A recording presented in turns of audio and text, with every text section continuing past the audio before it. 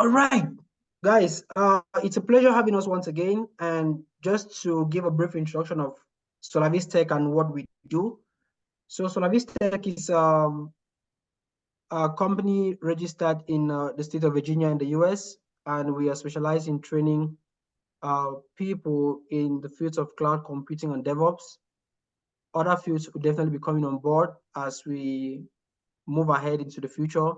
But at the moment, we're training students on AWS and DevOps, right? So part of what we do, we organize series of workshops, free workshops on some Saturdays, some selected Saturdays that flow with our calendar, our content calendar.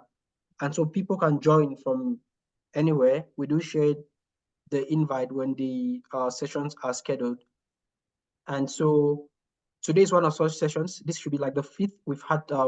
We started sometime in October 2023, and we are ongoing with the sessions, right?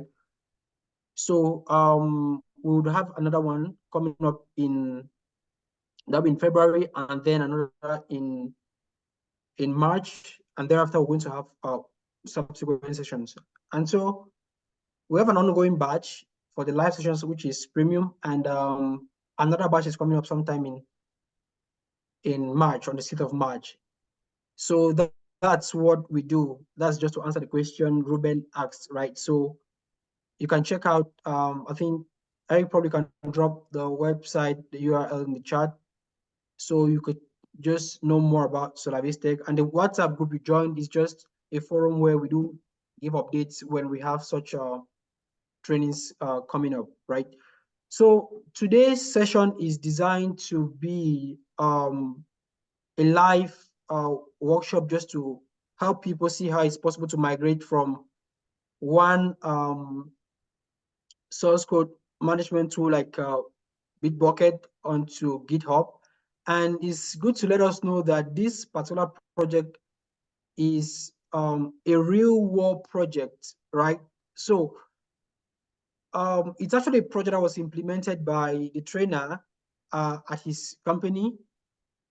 And so when we discussed, worked around it, we thought it wise to equally share with the team on how it's possible to do that. So those who are looking forward to having their interviews, this could be one of the projects you could take seriously. Probably you're looking for real world projects that you could be able to put on your resume or be able to have a conversation in an interview, technical interview.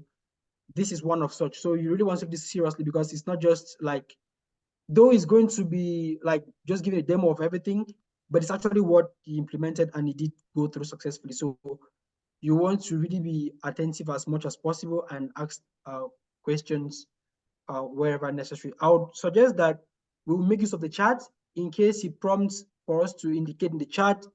It will be good we do so. And also, if you have questions, we suggest that you can raise your hand so that when appropriate, you can be called up to ask your questions or to interact, so that we don't just unmute ourselves as the training goes on.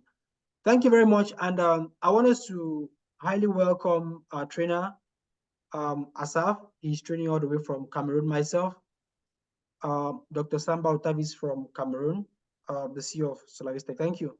And I look forward to a great collaboration during this session. Asaf, you can hear me, you have the mic, please. Thank you.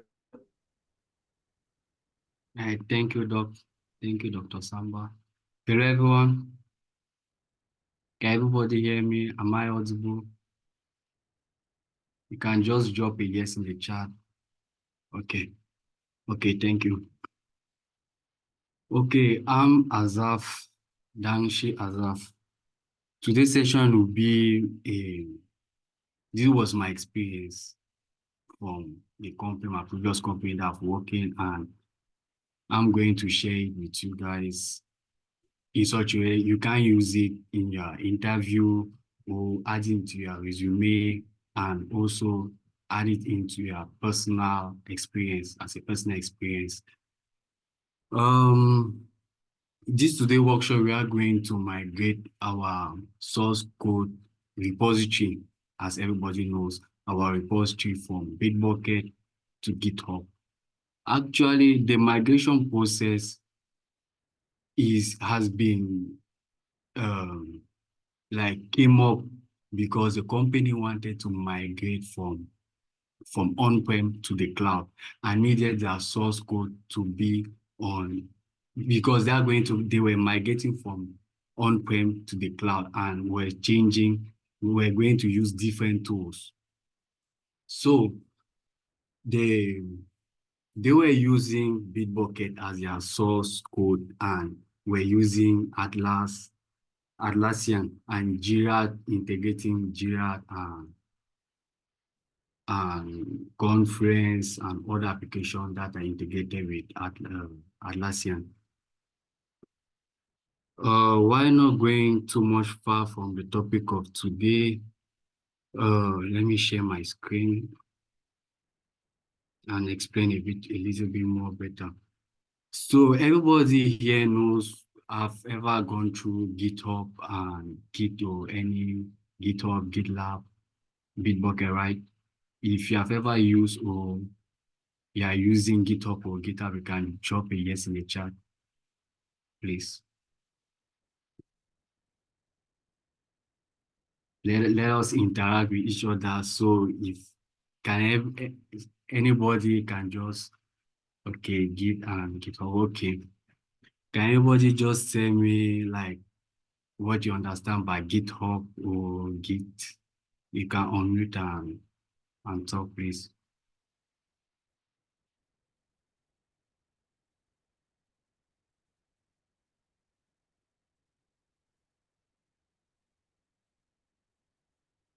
Okay.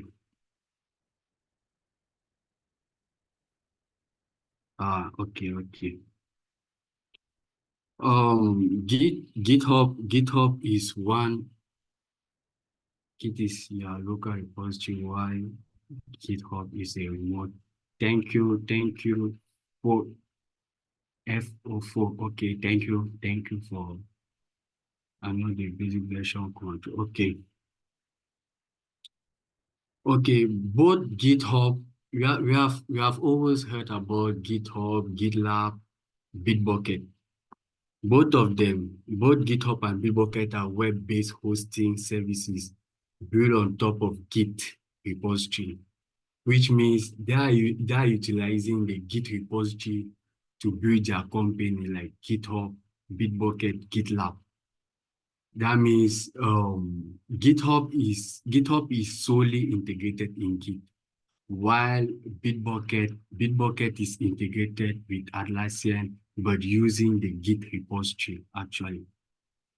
And in simple terms, we use GitHub to store our code. That means we use GitHub when developers write their code and need to store it, because the code of the company, like an application, you write an application and the code of the application, you need to store it somewhere, right? So they are going to store the application code either in GitHub, Bitbucket, or GitLab. Why using Bitbucket? We use different tools. We can use Bitbucket. We can use Bitbucket or GitHub depending on the use case.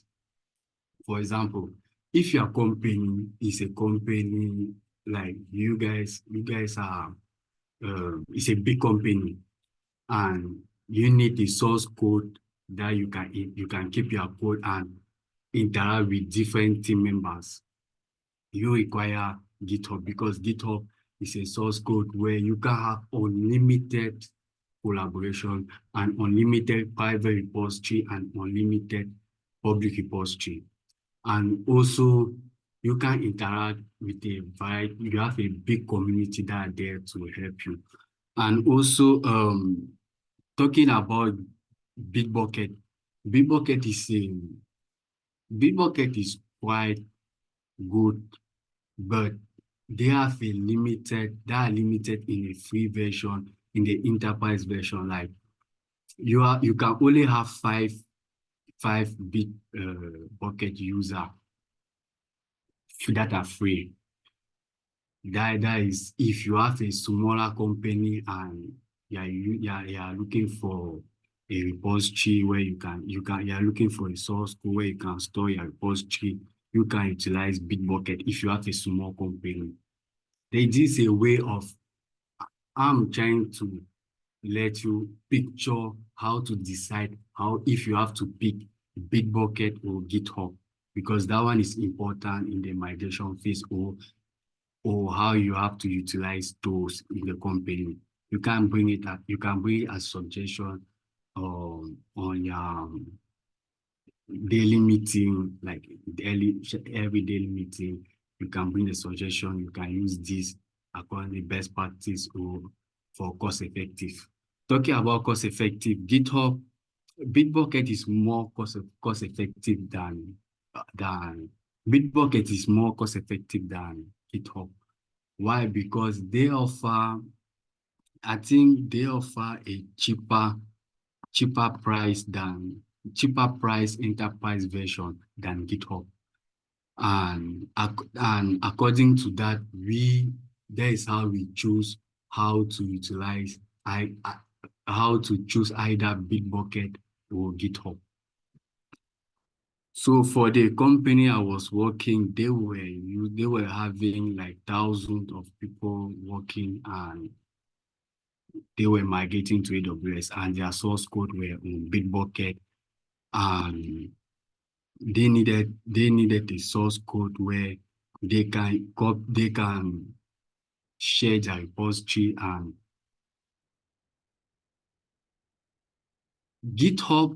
okay, I have a question for Folake. He asks, I thought GitHub is an open source, so no cost implication as well. GitHub were a source code. I think they have updated the enterprise version just recently. GitHub is an open source. You can create unlimited repository. You can create unlimited repository. You can have unlimited collaboration. It's free, right? But the enterprise version is where your company is going to use GitHub as a source code, and they're going to store their code on GitHub. But the difference between your code and the enterprise code is that if you put your code as public, right? If you select public repository, everybody on GitHub can view your code. While the enterprise version, if it's public, only people in that enterprise, in that company, or only the people that are under the company will have access to that public repository. If you get the difference now, why GitHub integrated the enterprise version and why it's paid. So there is actually, I think that they've updated just recently that one. It's not in 2022, it's just recent. So you mean GitHub is free as an open source? Yes, but when customized by the company, is no longer free. Yeah.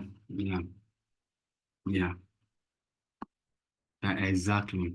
When is the enterprise version? When you are utilizing the enterprise version of GitHub, you have actually paid. That is why you have plan. Even on Bitbucket. Bitbucket is free, but when utilizing the enterprise version and having more than 5 users in the company, you have to pay for it. You have to pay for it. I will share with you a link in the chat where I hope I've answered all your questions. I will share with you a link in the chat where you can see the differences between Git and Bitbucket, and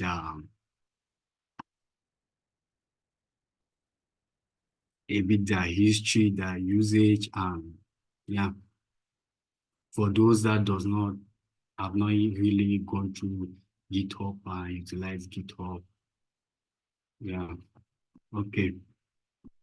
So I hope I've answered all your questions. If you have any other question, I'm open. I'm open. I'm open to all questions. You can raise your hand.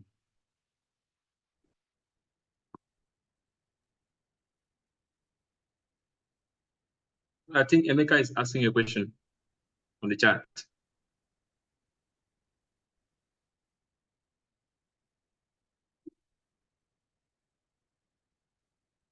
Where is it? Chat.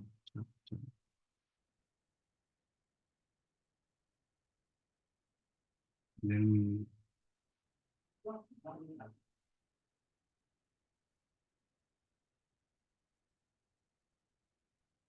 but we can make our repository private, hence preventing others from accessing our repository, right? So what makes the use of the enterprise version? Yes, actually, we can make our code to be private. We can make our code to be private, and we can make our code to be private, but the enterprise version is coming like they don't want a situation where a user can mistakenly put the repository as public. And on GitHub, you have people that are always there running software in such a way that if anybody runs a code or like on your code, you can't just put any code on GitHub because there are some people that are there running software to pick up either access code or try to see how the company is being built, because the source code of the company is very critical and important. That is why the company prefer to use the enterprise version to avoid any mistake. That is to avoid any mistake and to prevent a repository to prevent their source code from being stolen, because the source code of a company is really very important. Never take the source code of a company and put it even in your own machine. Never do that. Never do that. So that is why the enterprise version came in, and I think it's pretty much good. It's good. Yeah, you can utilize the private version. You can utilize the private version, but also the enterprise version helps the company in such a way that you can have many collaborators. The only collaborators that can have access to your repository are the collaborators from the company.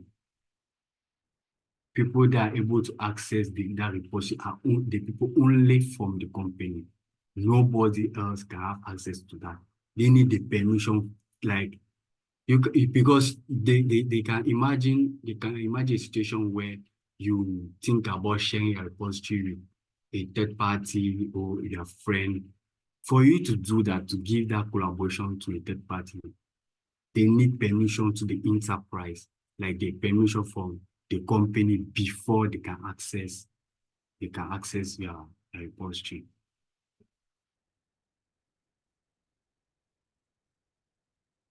Yeah. Thanks for the choices between an open source private repository and an enterprise private GitHub repository depend on the specific need of the organization or project, including factors such as security, compliance, and the need of self. Yes. Can you give an example for each of what the different source code does? Yeah. Actually, yeah. Can everybody see my screen? Can everyone see my screen? You can just drop a yes in the chat. The screen I'm sharing, right? Yeah. Okay. So here you have what is Git. For those that does not really know what is Git, they have heard about Git. Okay, this I've shared the link in the chat. This is what is the definition of Git. Both Git and GitHub are web-based hosting services built on top Git repository. But what is Git? The definition of Git.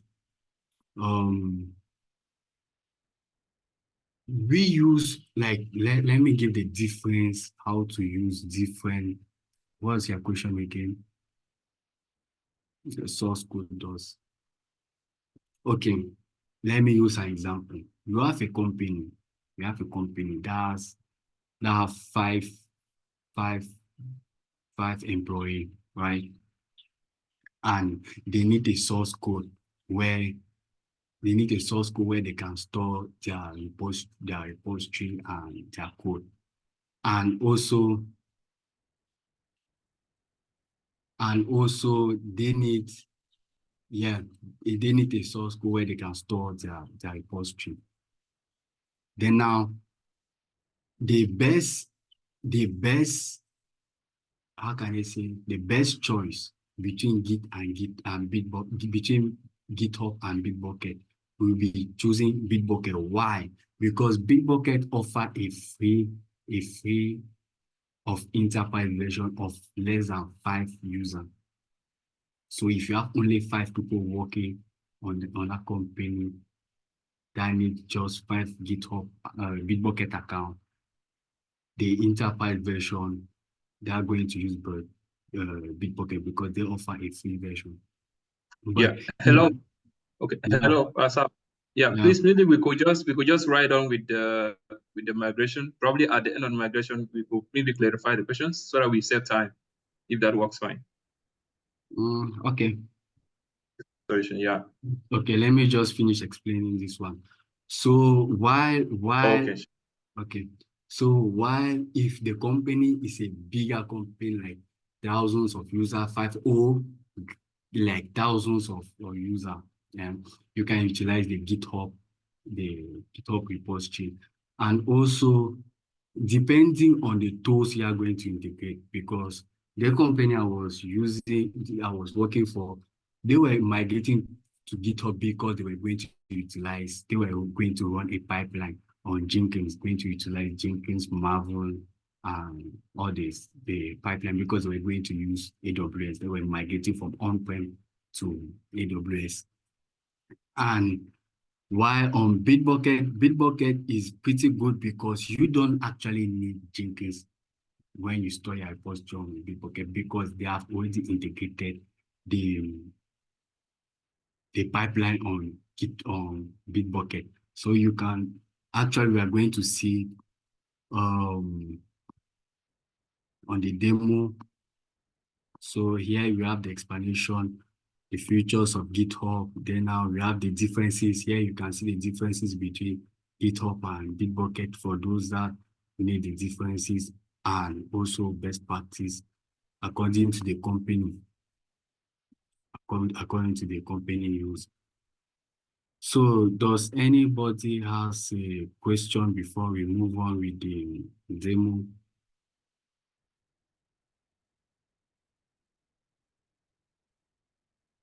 Does everybody has a question? You can just raise your hand. You can just raise your hand and I'll take your question.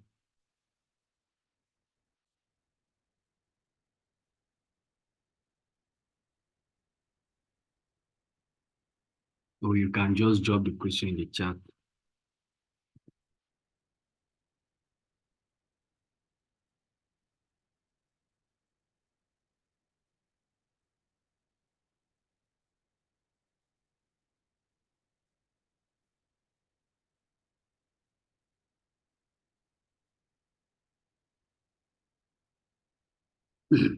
Okay.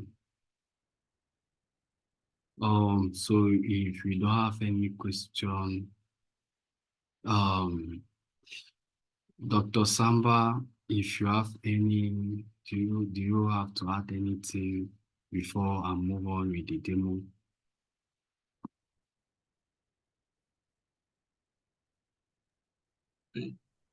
Hello, I think yes, I think we can just ride on with the hands-on.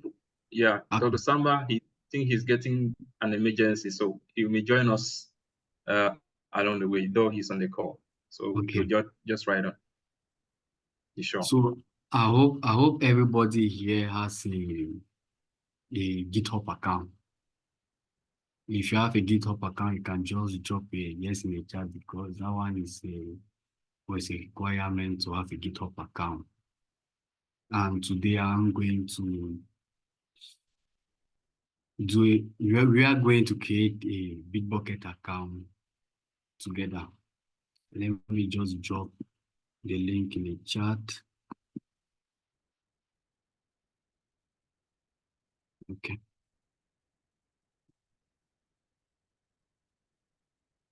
Oh shit.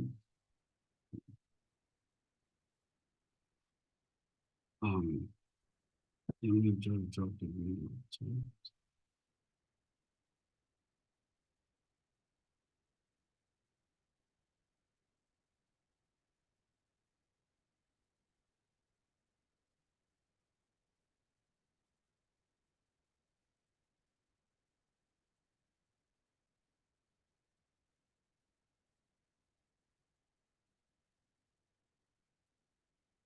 So in the meantime, what we are going to do today will be we are going to migrate our code from Bitbucket. We are going to write a code and migrate it on from Bitbucket. We are going to write a code like a sample code, like a hello world on Bitbucket, and then now migrating. Yeah, I'm going to drop the link in the chat. We are going to migrate create a source code, then migrate it to GitHub. Then the migration process would be like, we are going to migrate our code from Bitbucket to GitHub, but not only migrating, but actually mirroring and synchronizing in such a way that each time a team member will do a push in that repository, it will automatically be mirrored to GitHub in such a way that all the changes that will occur in Bitbucket will automatically be changed also, will automatically be applied on GitHub. Let me sign out. Okay.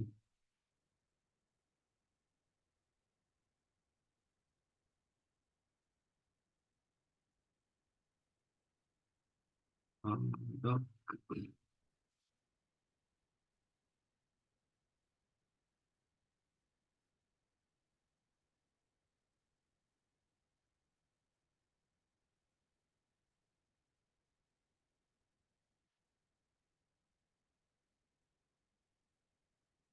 Okay.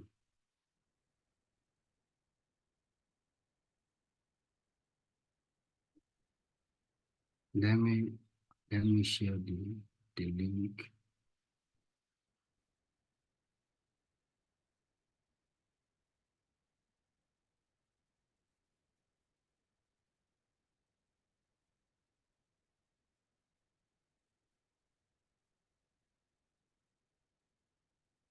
Let me share the link.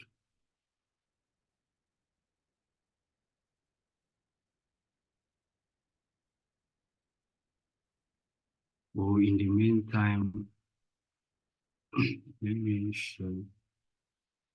Okay.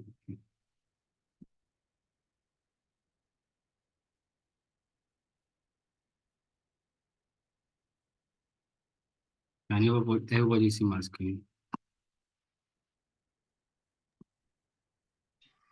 Yes, Okay. yes, I can. Okay. Can everybody access the link in the Yes. chat? Exactly. Yeah. Okay. So we are going to create. I already have an account, but I'm going to create a new account today. So please, so everybody should follow up. If you are blocked somewhere, you can just let me know in the chat or just raise your hand. Can everybody access this place, like this page of this page, Bitbucket? Let me please copy again the code and paste in the chat. Mine says I should give a username. I've copied again the link I've sent in the chat.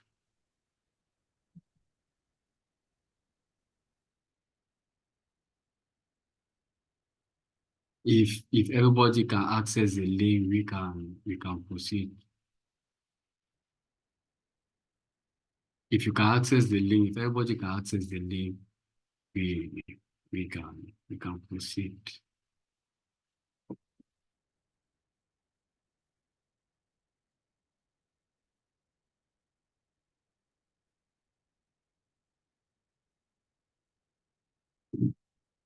Okay. So we are going to create a Bitbucket account altogether because yeah, we are going to create a Bitbucket account altogether because I may understand not everybody uses Bitbucket because Bitbucket is mostly for enterprise version, like there are companies that mostly utilizing, not open source. So you can just log in.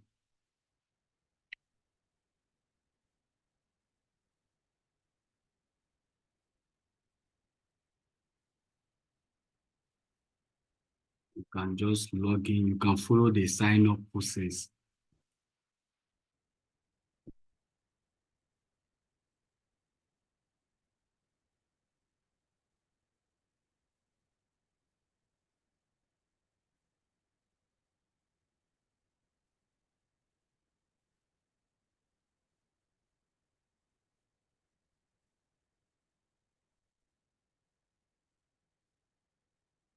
You enter your email, then you can follow up the sign up process if you are very sharp, or if you are not sharp, you can follow me with the steps. You enter your email, you click on proceed, then you go to your link, your email, they have sent you a code, a unique code.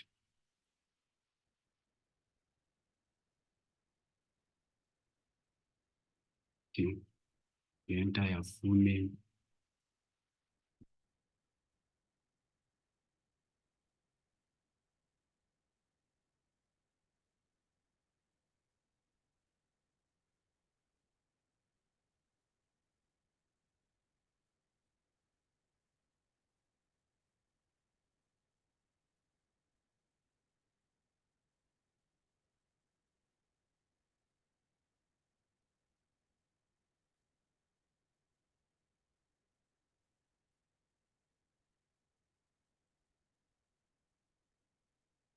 You enter your username.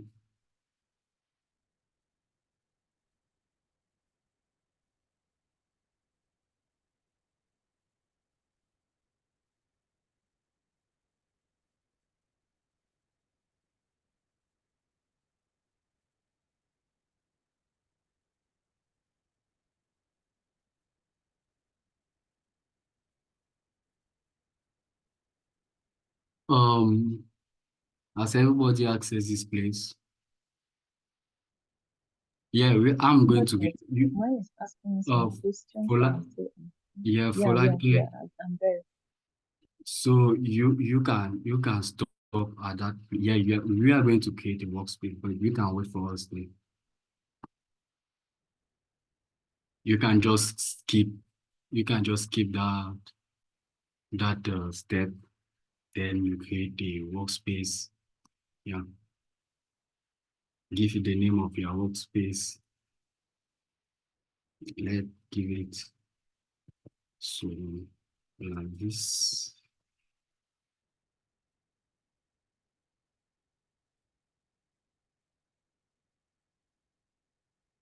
Solaris Tech.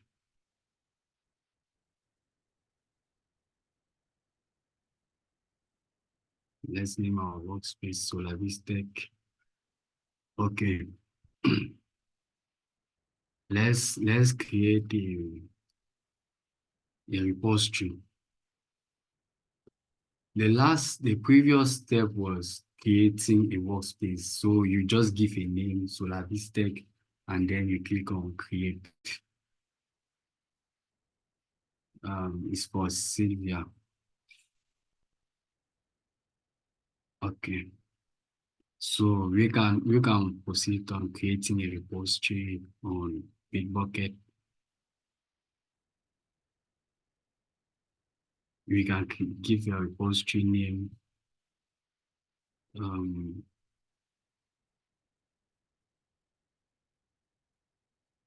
Migrating demo.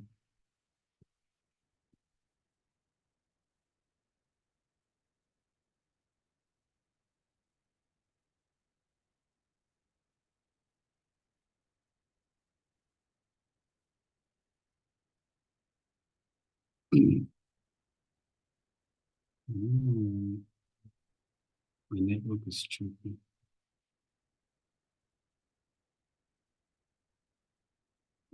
My network is tripping a little bit.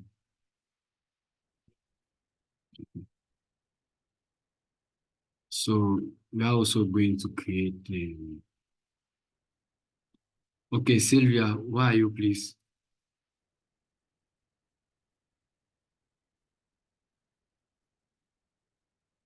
Sylvia, you can unmute. Okay. Yeah, I got kicked out of the meeting, so I don't know exactly what you guys are now. But mine is showing that it's showing me welcome to Bitbucket. Okay, welcome to Bitbucket. Under you will see next. Bitbucket client. Yeah. Under you see Okay, so next. create a workspace. Yeah, you create a workspace. You can give the workspace Okay. name Solaris Tech. Okay, And then thank you. you click on create. When after creating the workspace, you will see create repository. You create a repository, and this is where we are now. We are actually creating a repository. So we are going to create a project name. We are going to give a project name and our repository name.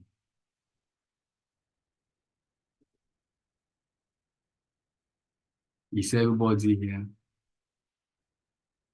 You can just Is drop it a a yes. particular ID for the workspace ID? Pardon? Sorry, hello. Yes. Is there a particular ID, the Sorry. workspace ID? That's what it's asking. No, automatically it's going to give you an ID. Just put the workspace name And create. Yeah, we should, this one gave me an automatic workspace ID, but still says the workspace with this log already exists. yeah. Exactly. That means if somebody already have that name, you can utilize another name. You can't just change a name or add a number. It should be a unique name, just like S3. It should be a unique.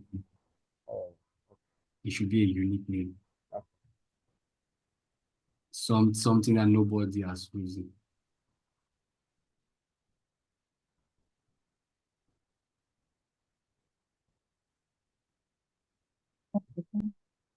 Okay, so you click on create repository.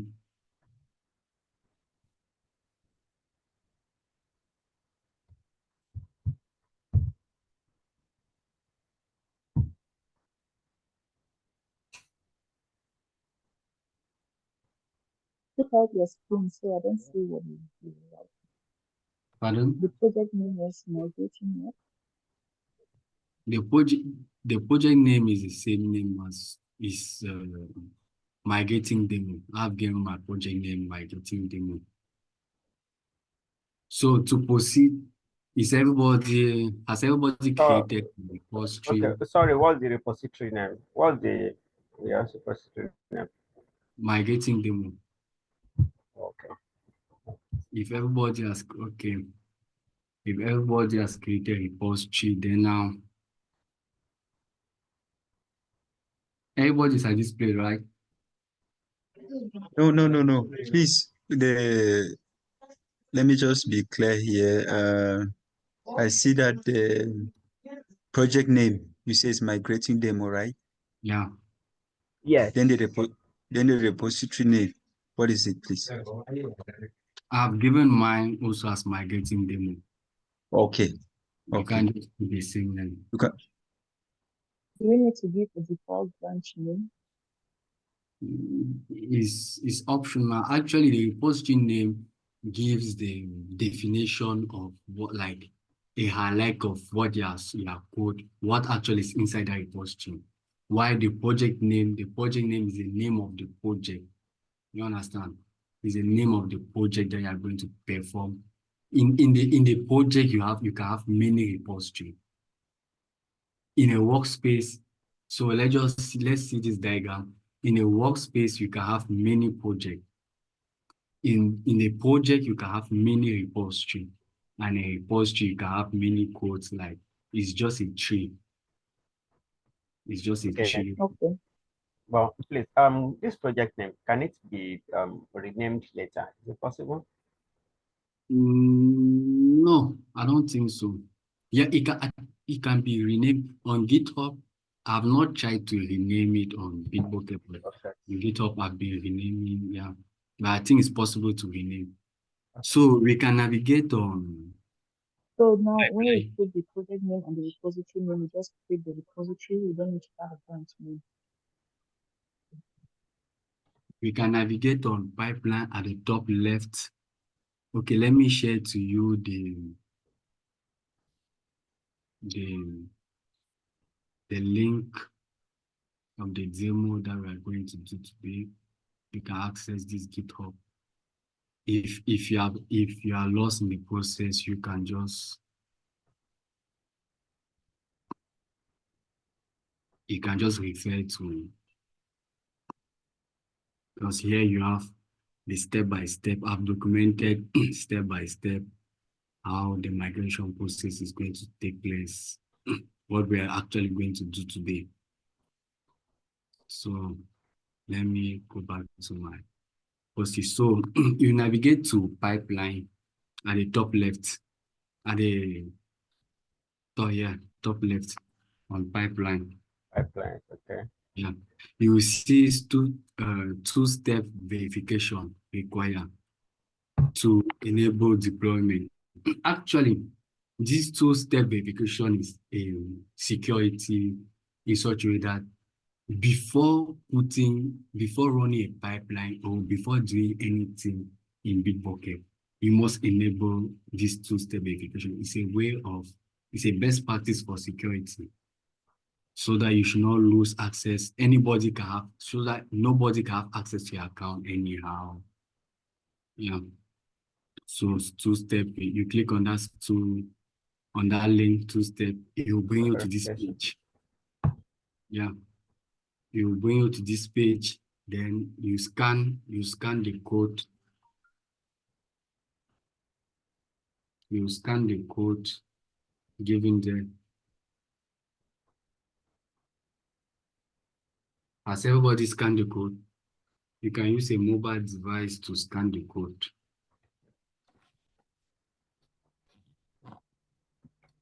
Bolake, where are you, please?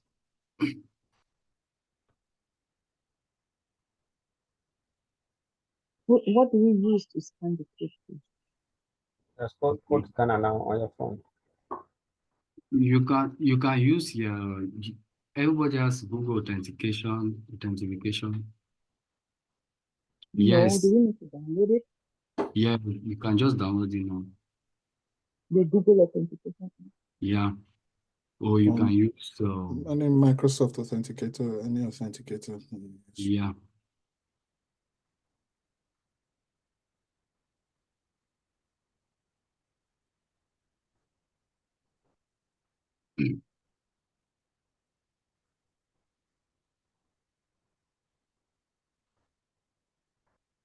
So when you insert the code, when you scan that code, it will send you a link. It will send you a link to your Give us email. some time. There's some rush of code with me. Pardon?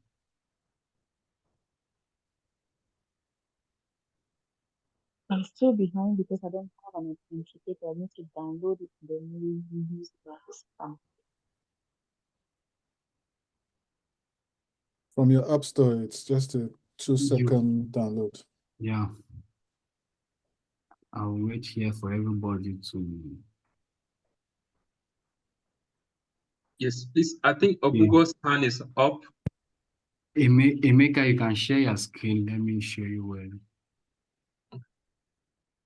Share your screen, please. Maybe you have already a Bitbucket account. Let me Yeah, stop. I'm unable to share my screen because I don't have access. Yeah. Let me try again. Okay. Can you see my screen? Is it something that is paid? Do Yeah. I need to add a debit card account? Because they're asking me Okay. to put a debit card. Maybe I downloaded something. So let me go back one step. So you said you should click on Add an pipelines, account right? and Pipeline. scan QR code. Okay, if Right? you don't, yeah, if you are not seeing, click on it. Yeah, okay. Go on. You see after your name up here, you see at the top right. Mhm. You see that yeah. Click on the setting. Yeah, click on personal Bitbucket setting. Personal. Sorry. Click. Personal. Mhm. Yeah, you see two-step verification at the down. Okay. Okay. Click on All right. Thank you. it. Okay.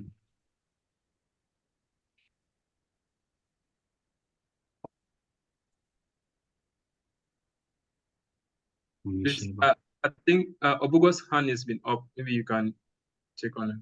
Okay. Okay. I got it now. I was stuck in the same place where this last person that shared. So I got it now. Thank you. Okay. Okay.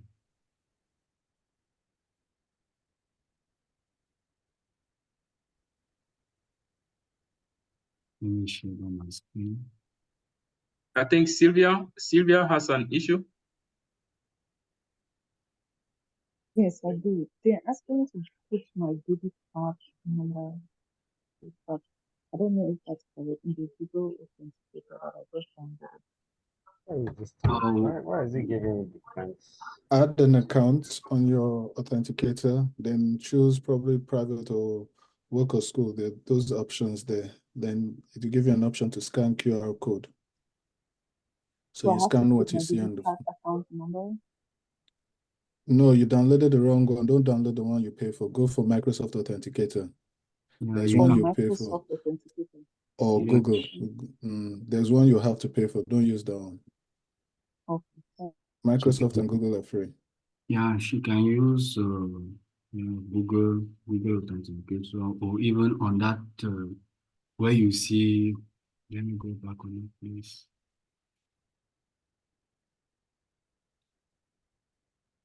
You see that giving you the name of an app where you can download it.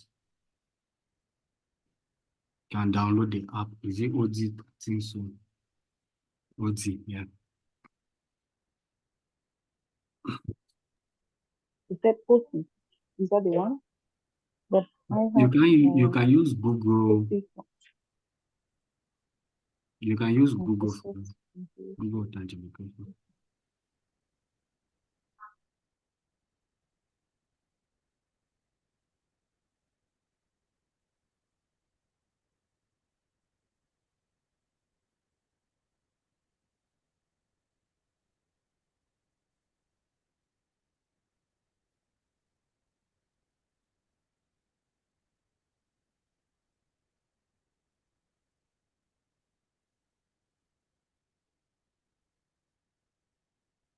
It will send you a form to your email.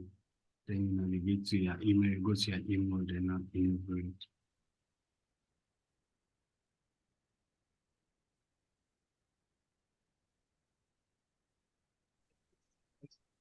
Yeah, please be audible. I'm not getting you very well, please.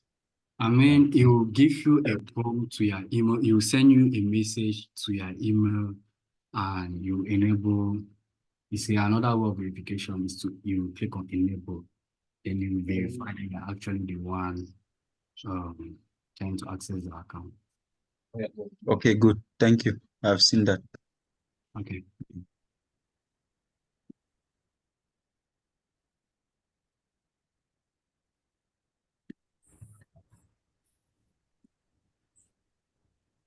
Okay, has everybody verified their account, done the Google authentication?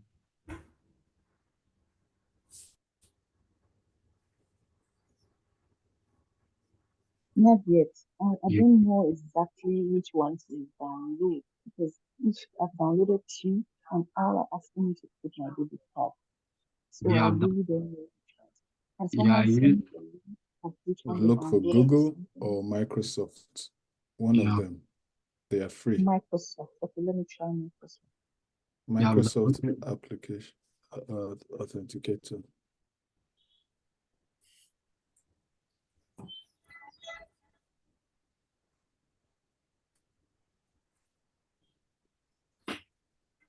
He request you to put device name.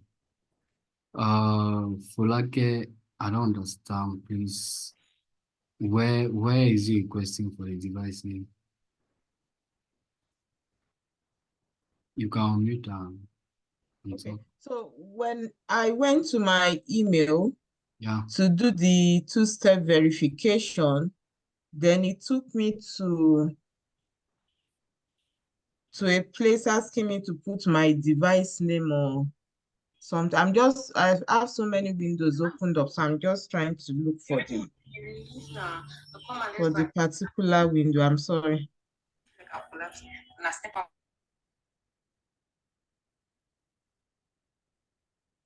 because we can create the pipeline if we have not enabled this two-step verification. We can create the pipeline, so it's really important. So when I click the email, the enables the verification from my email, it brought me to a window. It says that the two-step verification enabled. Then under the security keys, it's saying device name added on last use. That's under the security keys. I don't know what that means.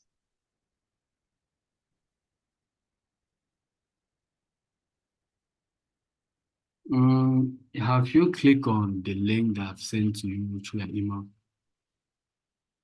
Well, okay, I don't know if you check the top. I don't know if you see something like two-step verification enabled is in green.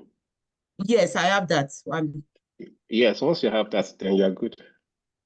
So what do I do next after that? So you can just click on Bitbucket. You can just see the top where it's written Bitbucket. Or you Okay. just refresh and it will take you back to the screen where you have the pipelines and all that. All right, thank I've you. done it with Yeah. Microsoft. I've done it So with do I click Microsoft on the pipeline now? You can click on the pipeline and you see a static page there. Can you see it? It took me to repository, so I clicked on my repository. Then should I click on pipeline? You Yeah, can share. Can you share your screen, please? You can click on So pipeline. I've clicked on pipeline. Is that where everybody is now? Can you see build, test, and deploy with pipelines? Yes, I see. Yeah. I see. You can share your So screen, please. So I should just wait there. Yeah, I think you should always there. Thank you. I hope you have verified. You have done the verification, right?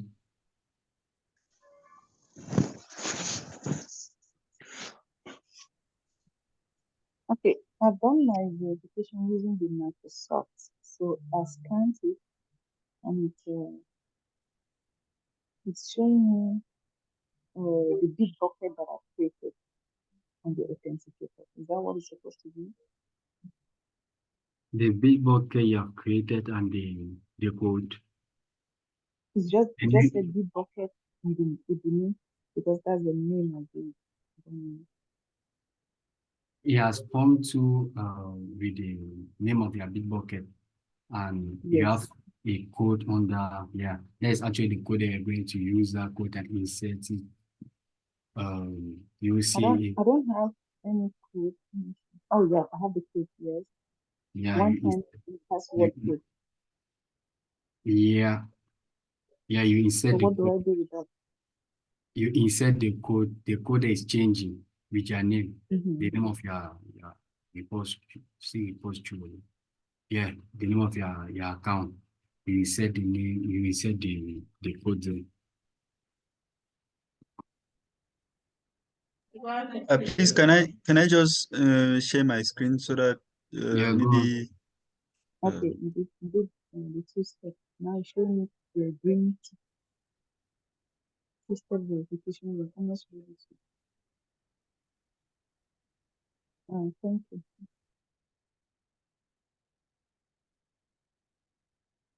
I don't know if you can see my screen, please. Yeah. Yeah, so this is where I went to after enabling from my email. Yeah. So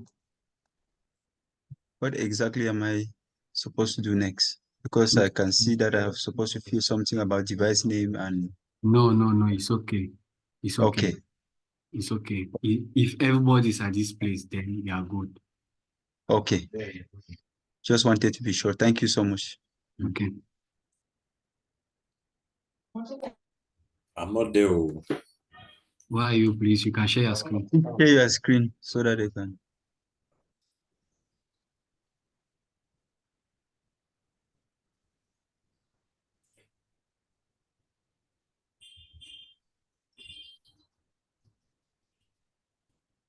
At this level.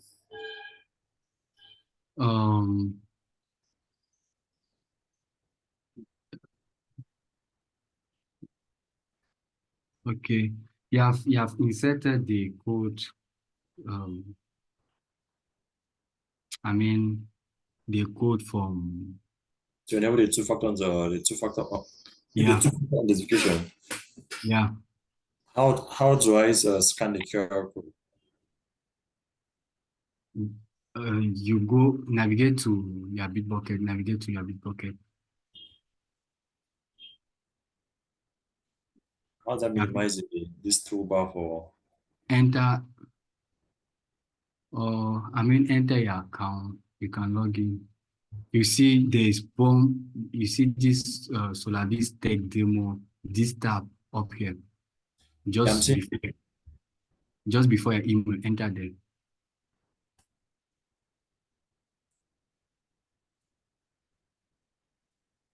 Yeah. Then go on this setting beside your name. Yeah, click on it.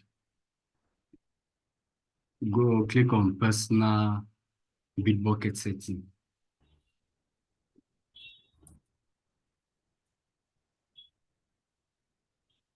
You see at the top left,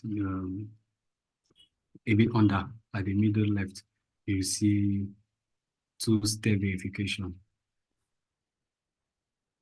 Click on it. Where is that? Okay. Good. Click on it. Yeah, you can download. You see. Wait a bit before going. Scroll up a bit. Yeah, you see this first. You see two-step verification. Follow the step below to set up your two-step. You can download ODit for iOS, ODit for Android, or Microsoft authentication. It depends on. Then now you scan the code and enter the code form. When you scan the code, it will give you a code with the name of your account. You enter the code there. So you give me some digits, right? Yeah. It's found my phone.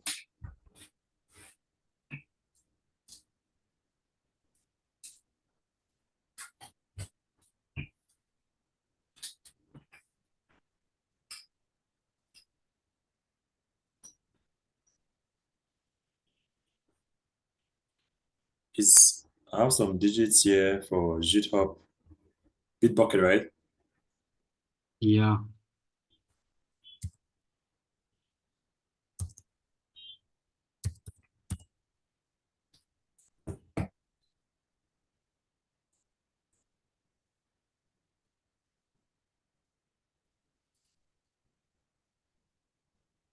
So then I've done that. Have you scanned the code? Invalid system says invalid.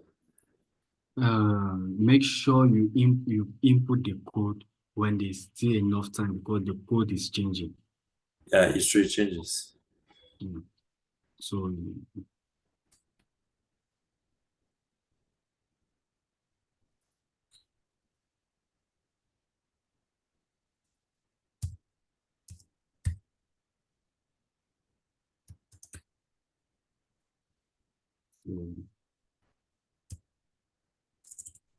the normal time.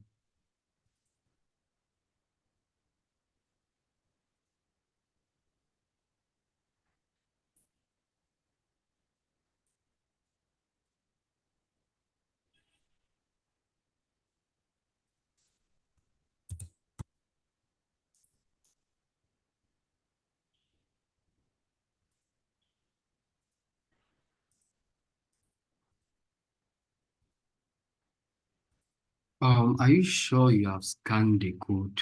Yes, I've scanned on my mobile device.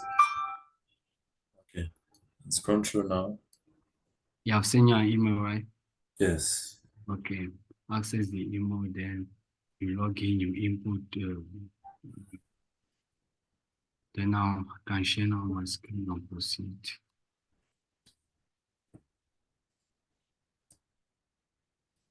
You click the link you have sent, enable. Yeah. Yeah, you have enabled. Okay, now.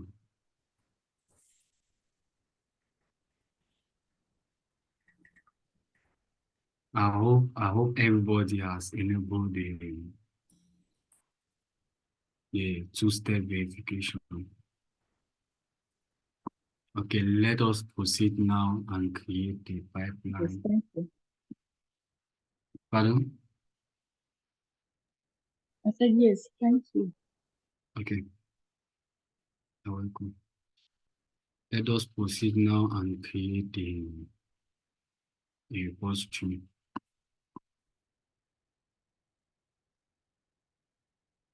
Let's navigate to repository at the top left.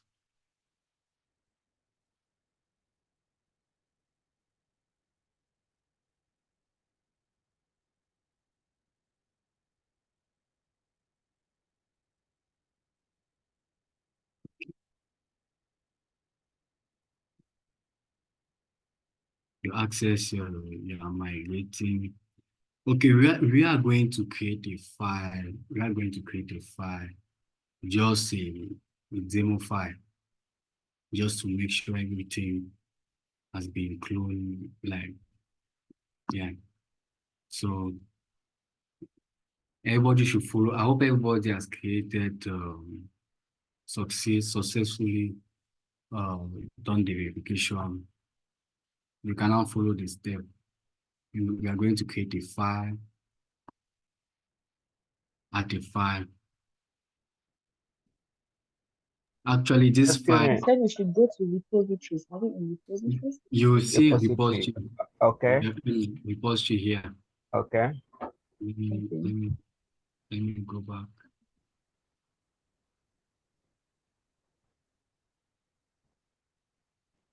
After your repository, you will see the name of the repository that you have created. Yeah, Right. that migrating demo, right? Yeah, you click on it, you enter. And you see these two buttons, these three buttons. Okay, yes, I see it. Okay, you click on it. You see this add file.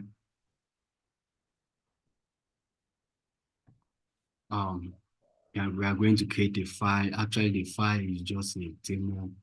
It's just for the demo purpose. We are going to give the file demo file.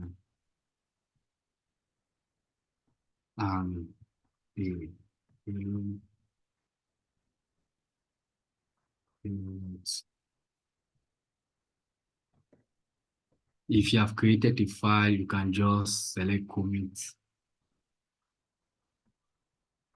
Has everybody created a file?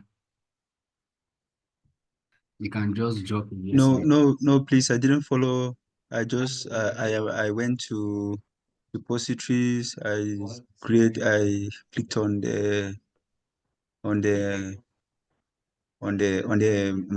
repository name, and that was, I don't know the next step. You will see three button. You will see three button here. Okay. You see three dot here. You click on it. You will see on the list that you prompt. You will see on the list. Are you going to share the recorded?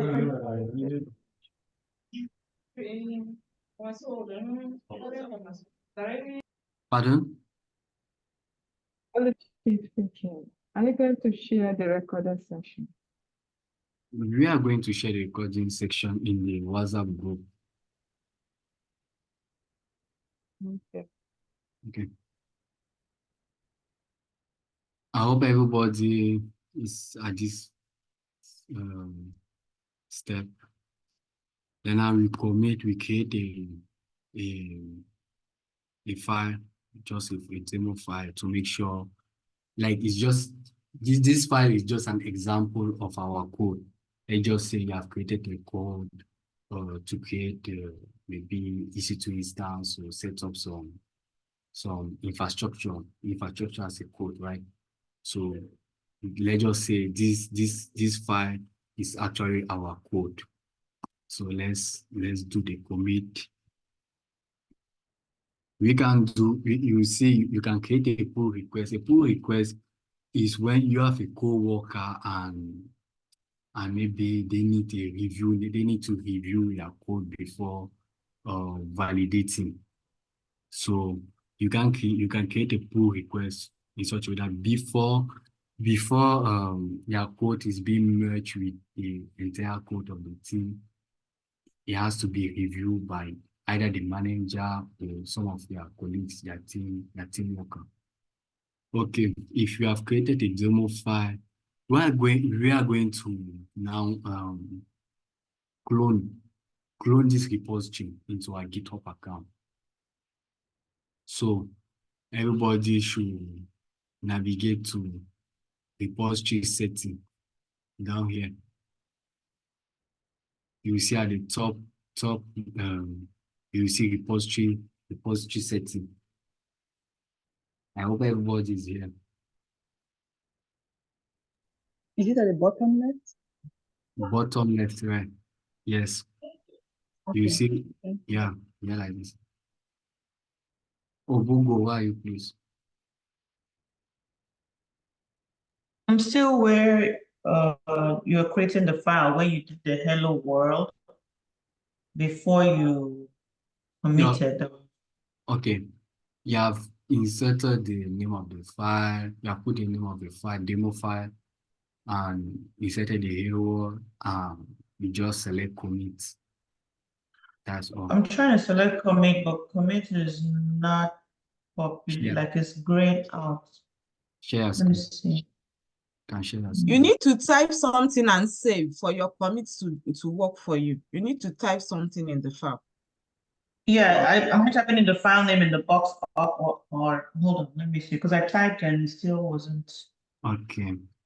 Hold on, let me see. Share. Okay, 1 second.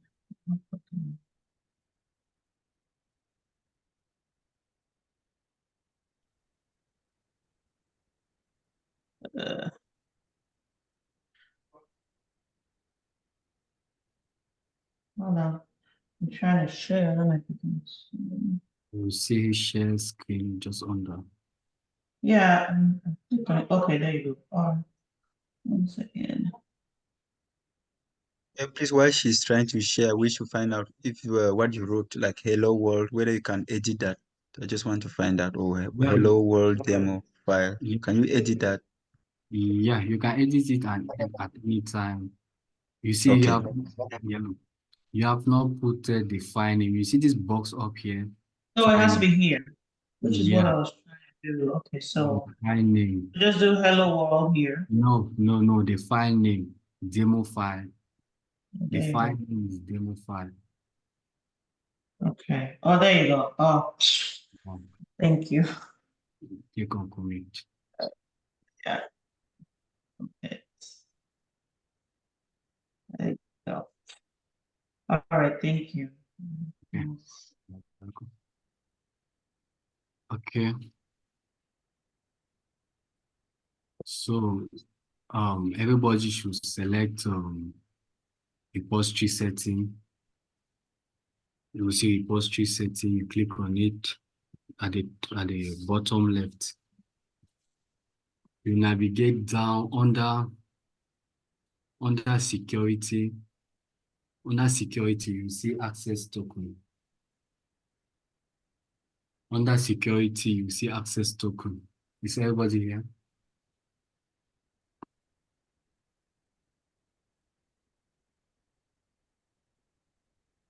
You create an access. We are going to create an access token. We give the access token name demo Solaris token.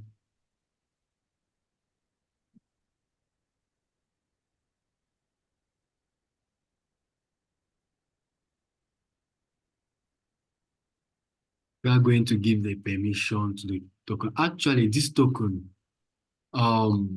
the code, our repository is private, right? So nobody in the public can ever access our repository. Or even if you have the link to our repository, you can't clone it.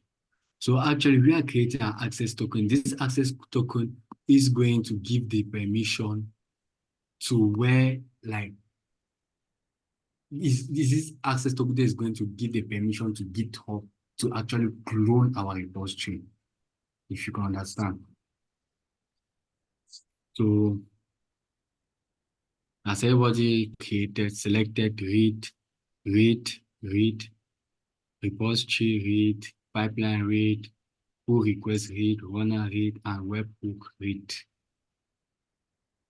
Please, I'm not there. I took the repository letting down. Yes, settings, and Yeah. I'm trying to get security. I'm not able to get there. Share screen. Share screen. On the top, at the top left, at the left, in the middle, you just scroll down under security, you see access token. Please, you need to give me permission to share my screen. Okay. Share screen.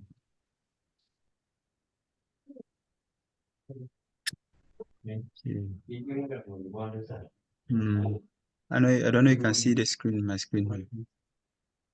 Okay, no, it's not okay. You see this repository setting, click on it. Yes. Select it. Under Okay. access to. Okay. Okay. Okay. Now Create repository. Okay. All right. Okay. Let's see. So I'm supposed to give a name. Yeah, give a name. You select read. Everything read. Okay. Cool. Thank you. Cool. Okay.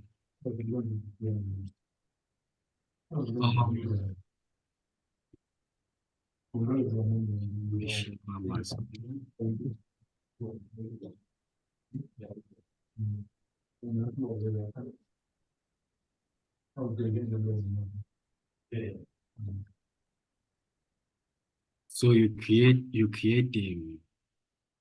the token, the repository, the access token. Actually, you see this access token. Okay, this is the access token. You see this access token. This is actually the access token, right? That is going to give the permission for us to clone our repository. They are going to scroll down and copy this last one. This last one that is having git HTTPS all this here.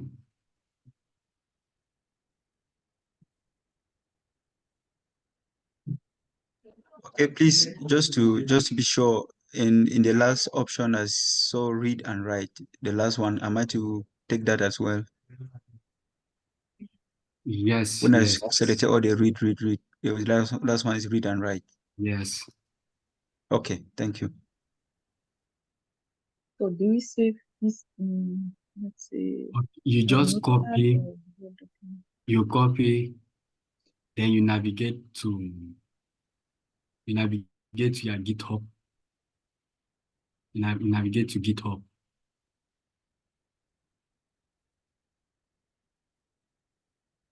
As everybody copy,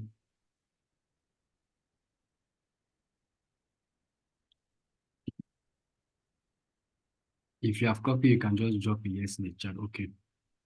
Okay.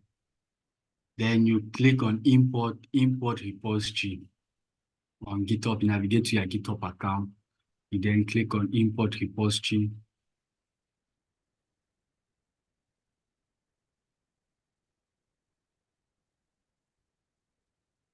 Then on the import repository URL, you paste that code. Then when you paste the code, you will see at the beginning of the URL, you will see git clone. You remove this git clone. Please, I'm not the way. Where do I do import repository? I'm a little kind of lost in the GitHub. Pardon? Why do I click on import repository? You see this. repository? You see this plus and this drop out. You just click on it. Oh, And okay. import repository. Okay, thank you. You select it. Yeah.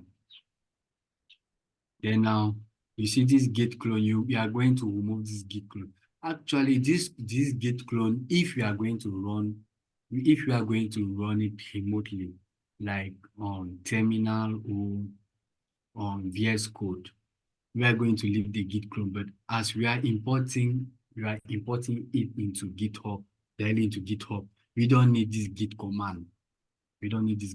So we are going to remove this git clone for our URL to be correct, because we only need the URL. We only need this HTTPS. Yeah, so your code should start with HTTPS, and then now you see the access token below. Then now you insert. It's not the same like yours. Pardon? Mine is not the same like yours. It shows me HTTPS, then 2./SVN.example. Have you copied the access token? Yes. Yeah, the last one. Yes. Do I need to paste it on this my repository clone URL? Yeah. Okay. That's what I've not done. We are going to Folake. Where do I put the access token on GitHub? When you access your GitHub, you will see this box here with the plus and drop down arrow where you see import repository. You click on import repository. We are going to import that repository with the access token. Yeah. And when putting the code that you copy from Bitbucket, you are going to remove the git clone and the space. You are going to remove the git clone and the space, and then you put the name of your repository. You put the name of your repository, the same name. It can be a different name, but I advise you to put the same name to avoid any. Sorry, I'm picking you back. I don't. Pardon?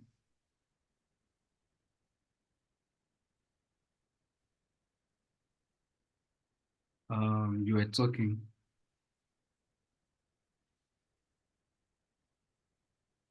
Okay. If everybody has pasted the repository. Sorry, the repository name is the one we had in Bitbucket. Yeah. And if you spell it exactly the same way. Yeah, you can put the same name or a different name, but I advise you to use the same name. You can put a different name, But as it is the same repository, I advise you to put the same name. Yeah. You after selecting, if you want, you put private repository. So you see public. Anyone to the internet can see this repository. While private, you choose who can see and commit on your repository. So this actually this is a free version. Actually, this is free. But if you go now to the enterprise, on the public one, the enterprise version, on the public one, not everybody on the internet, only people in the enterprise have access to it. While if you select private, only you and the people that you have give access can see. There is a difference between the enterprise version and the free version of GitHub. So,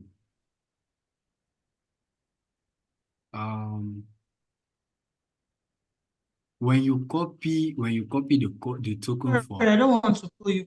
Sorry to pull you back, please. But to get to this screen, because the other screen was on for a while when you were talking, and I saw where to get to this plus sign, like this particular screen, I'm not able to get there. Have you accessed your GitHub account? Are you in your GitHub account?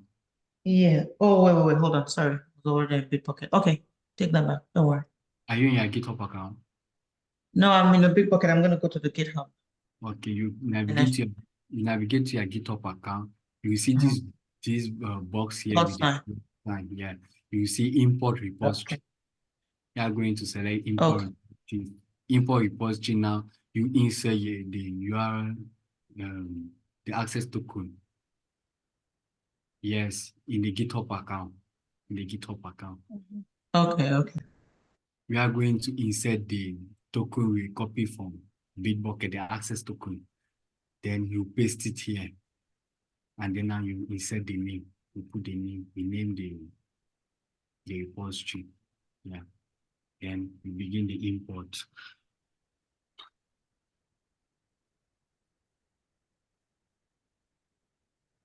So we make it private, right?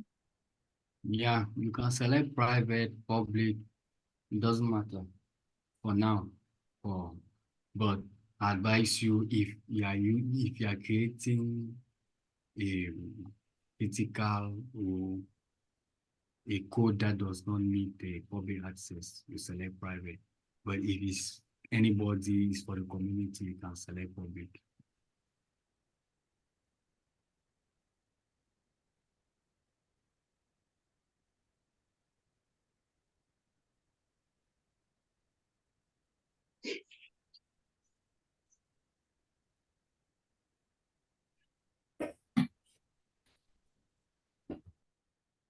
Okay.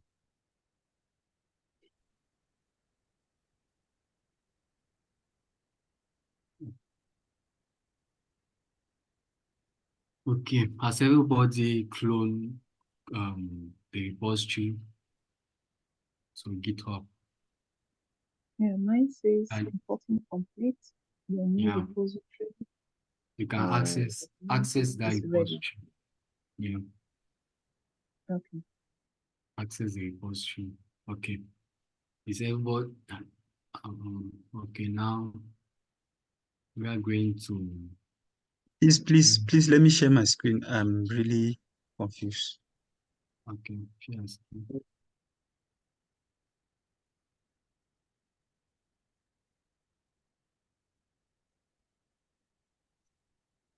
You can share your screen. Yeah, on this place where you see your old repository clone URL, you insert that URL you have cloned, you have copied from Bitbucket.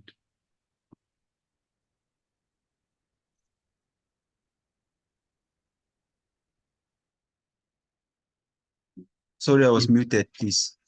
I didn't get you well. I mean, you see this box here? Yes. Yeah.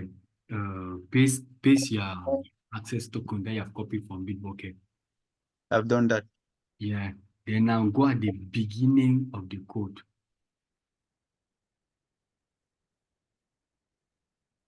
You can just close the arrow. Yeah.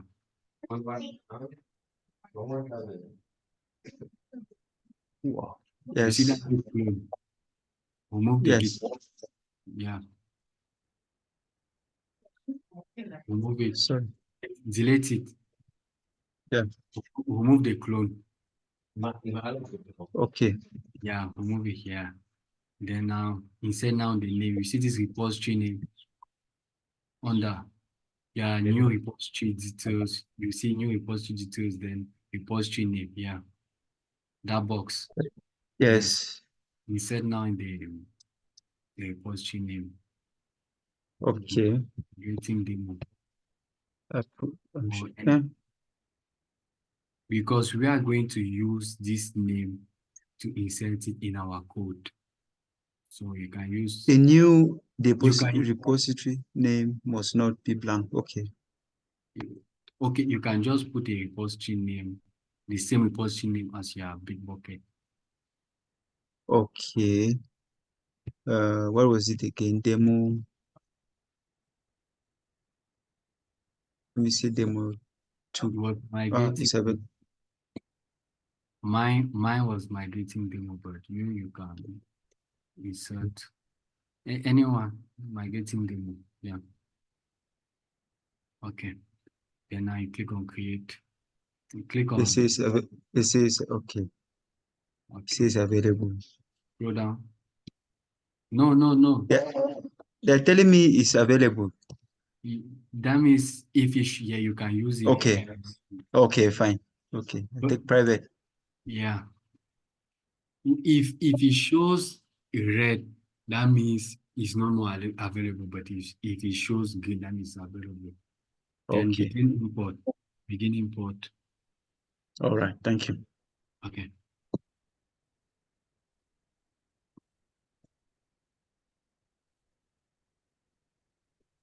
Thank you very much. Okay, you're welcome. Okay. Let us now navigate back to Bitbucket. I hope everybody has created his access token. Clone his repository to.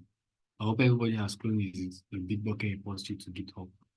Can just drop Should we now close the access token window? That is the one we copied the URL from. I'm coming there. I hope everybody has imported the repository to GitHub. You can just drop a yes in the chat, please. Okay. She's asking for where we copied the access token. Can we close the page? Yes, you can close the page.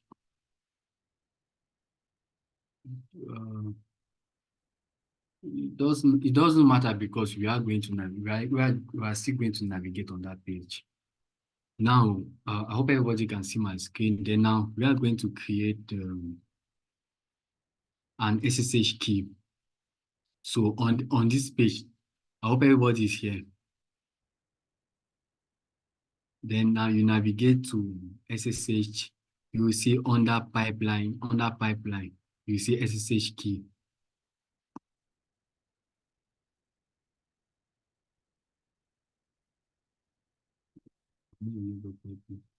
Oh, I forgot to use. Okay. Before doing the SSH key, we need to enable the enable pipeline.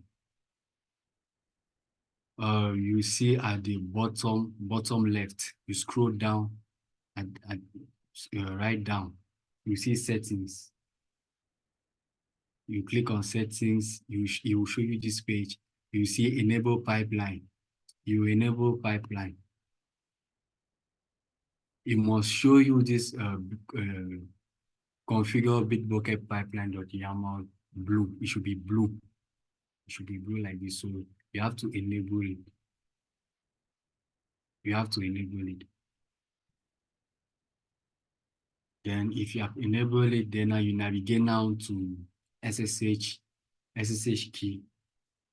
Mine is not showing me the blue. If you are here, settings, you see this I don't That is, I know. click Button. settings, bottom left. Yeah, this button. You click on it. It should show green like this. It should be green like this, and it must show this Bitbucket pipeline.yaml. Actually, this is to enable the pipeline. If you don't do the two-step verification, you cannot even enable it. If you don't do this two-step verification, you cannot even enable it. So we did this two-step verification, then now we enable the pipeline to be able to run. This is actually what is going to permit the pipeline to run into our Bitbucket account. I hope is it Sylvia? You have enabled pipeline.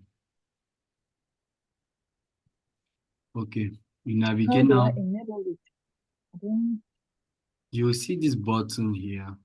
You see this button here. You select it. That is after clicking on settings, right? Yeah, you navigate right Now, down. when I click on settings, let me tell you what is happening to me. When I click on settings, you see the line Solaris Tech migrating _demo, migrating demo repository settings. That's the only Share thing that screen. appears on my screen. Share screen. Nothing else. I don't know if it's my connection. Could probably be my connection. Share your screen, please. Oh, sorry. I am on my phone because my laptop, I cannot share my screen on my laptop. Why? Ah. Because I deleted Zoom by mistake. So I cannot join Zoom on my laptop. Okay. Sorry Okay. about that. But I can take a picture, I don't know, and send it on the WhatsApp group. Okay, where exactly? Because there are two settings. If I go back, you She's see- going into the settings section. She's supposed to, is on the side. She doesn't need to go into it. Yeah, you see repository setting. When you enter repository settings, where you have created an Repository access. settings. Yeah, where you have created, you see that place where you have clicked to Okay, create okay. the access token. I You got it. navigate So I was down. instead going to the settings that was below Slack. No, you navigate down. You thank you. navigate down. You navigate down. You see setting. You see Yes, setting. yes, Yeah. yes. The settings is just above OpenID Connect, right? Yeah, it's just down OpenID Connect. You see You know, there setting. are two settings. There's the one below Slack and there's the one No. above or below. You select Okay, that's it's why I was clicking. the one up. Yeah. Thank you. Then now you select. So I Yeah. turn it on, Yeah. enable, and then I do, what do I do now? Configure Bitbucket. Is that it? You don't click. You just enable this. You enable the Okay. PLD. Yeah. Then now All right, thank you. just up setting before deployment. You see SSH key. You click on SSH key. We are going to generate a key. You click on generate key.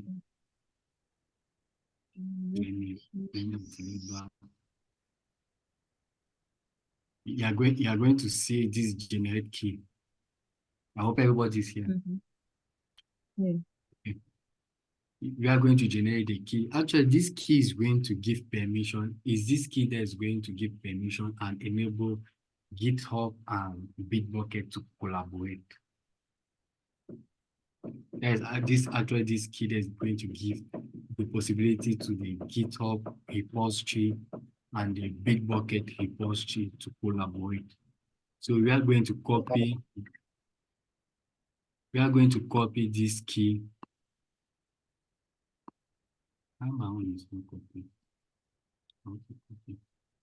Okay, we are going to copy the key. Then Sorry, sir. Did we click on SSH keys? Yes, we click on the the generate, SSH. then generate keys, right? Yeah, generate the key. Okay. It's going to generate you this. Yeah, I can see the, yeah, it has generated the key. Yeah. Yeah, you copy it.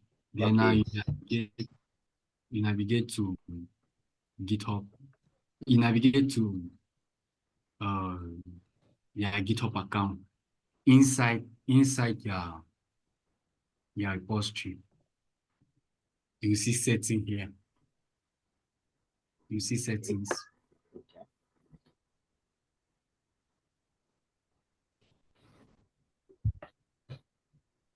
I hope everybody is here. You can just drop a yes in the chat. Yes. Okay. You see the settings here. You select setting. Okay. You select settings. When you select settings, you go here at the top left, at the bottom left, pardon. Bottom left, you see deploy key. You see this deploy key. Yeah. Yes.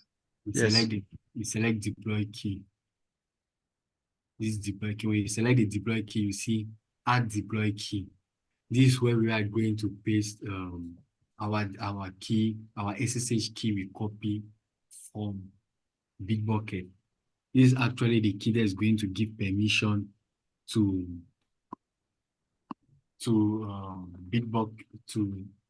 Bitbucket and GitHub to collaborate, the repository to have access to each other.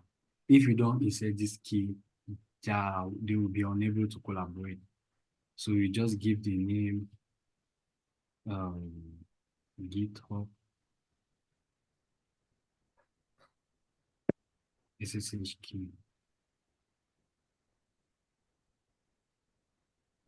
Okay. And you select allow write access. This allow write access is going to give permission also to Bitbucket to write on your repository. This write access is going to give permission to write on your repository on GitHub. Okay. If you are here,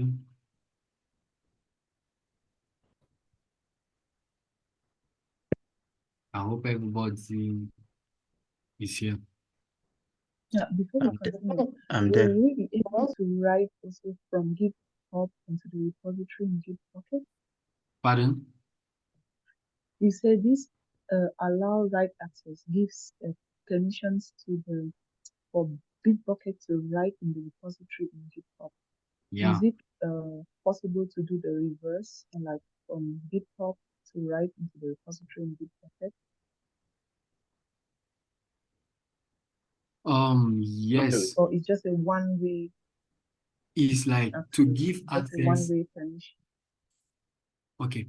For Bitbucket, if you want to write on Bitbucket, it's on the Bitbucket side that you have to allow to write. Okay. If you understand. So we allowed on write here on GitHub because we want to write on GitHub. Okay. Yeah. From Bitbucket, you want to write. Yeah, from Bitbucket to GitHub. You click Yeah, on. but we get a permission, read, then read, write. Which one was that again? The read, write. I thought it was to write also from. Pardon? When we're giving the permissions from the Bitbucket, Yeah. you said you should click read, and then read and write.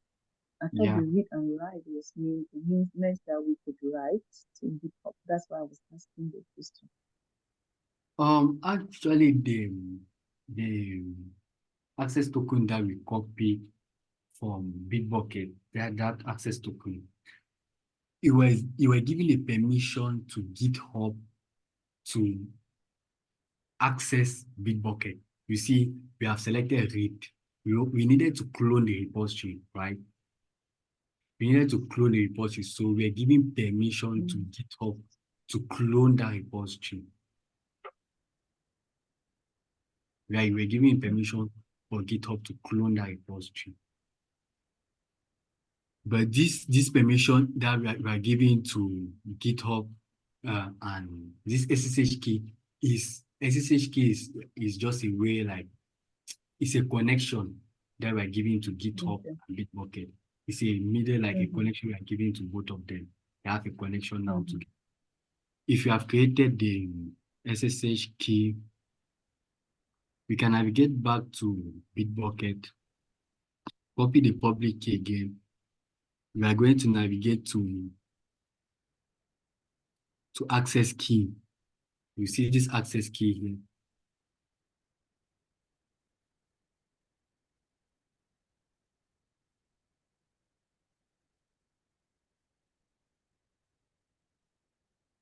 You will see They're this. asking me for a password. Access key in Bitbucket. Where is the Yeah. access key?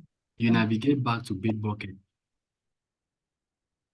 We are copying the key from Bitbucket. Yeah. You see this, you see your SSH key you copied. The same SSH key you copied in to GitHub. You copy it back. Yes. Then now you navigate to, you just scroll up, just before access token. Just before access token, you see access key. You click on access key. Then now you add key. This actually, like, we are giving the permission, just like you have been using AWS or any cloud provider. Yes. Yeah. So you see when you're creating a key pair, when you create a key pair, they download you see you have a public key pair and a private key pair. So this is the same thing that's been applied on this key. It's the same thing. Same thing. So you name it Bitbucket.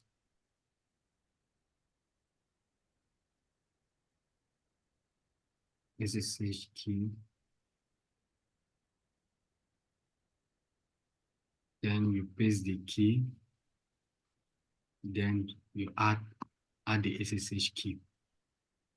So now we have created a link between the GitHub account and the Bitbucket account. Okay.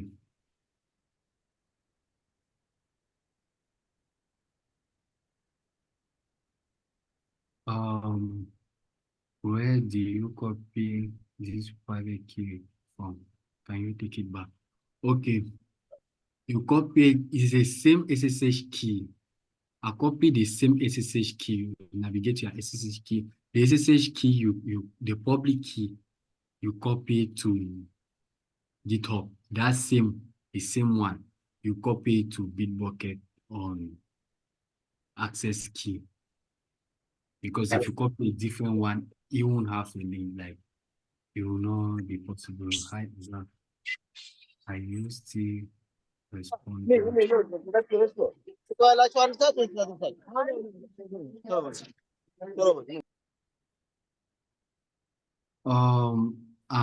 to migration. We are Folake. We are on the step during the migration because we are setting up the account. I'm responding to Folake in the chat. So, so as part of the migration, do I have to go and save the SSH keys on the Bitbucket? Yeah, we are the same SSH key we copy to GitHub. We are going to save it on GitHub. The same I've already saved it on GitHub. I've saved it on GitHub. Yeah, you save it again on Bitbucket on access key. Key. Yeah, you add access key. Yeah. You add access key, then you paste the key there. You put the name of the key, Bitbucket SSH key. Okay, now we are going to create another access token. This token, for best practice, we need to how can I say, have variables, because the pipeline is going to run from one company to another. So we need another level we need permission for pipeline to run from one company to another, like Bitbucket to GitHub. So we are going to create another access token. Wait, hold on. I didn't get that explanation. Could you take it over again, please? I'm saying we are going to create another access token that we are going to use it as variable. I'm going to explain that part while coming. So I'm going to explain that a little bit fun. So we are going to create another repository access token. And we are going to name it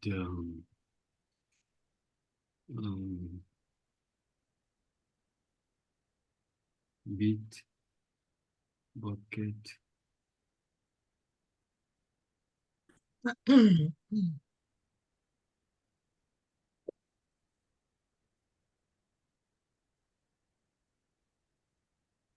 Bitbucket access token. We select read,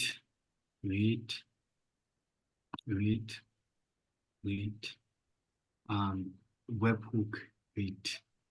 Then now we create it. And we are going to copy the first one, the first access token. We are going to copy the first access token. This first one, we are going to copy. For the webhook is written, right? You select the webhook. Okay, the webhook. Yeah. So for the others is only read, then the webhook is written. Yeah.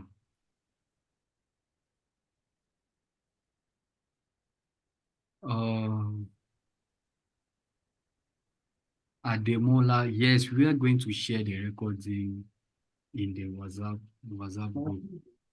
Okay.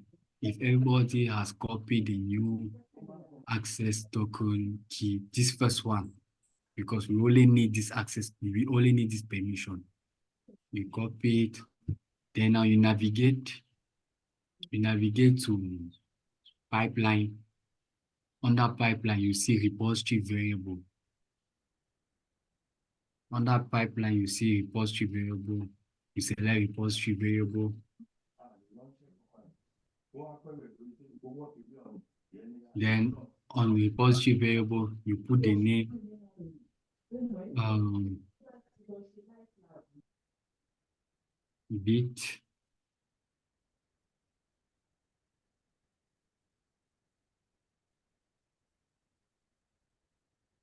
Bitbucket.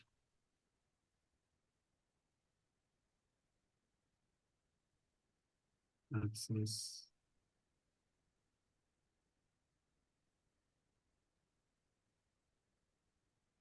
Okay.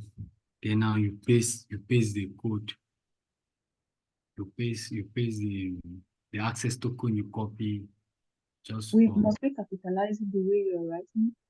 Oh, we can write it in lowercase. You should not. It's not a must. It's not obligatory, but in a company, in an environment, in a real world environment, all variables has to be in capital letter. Okay.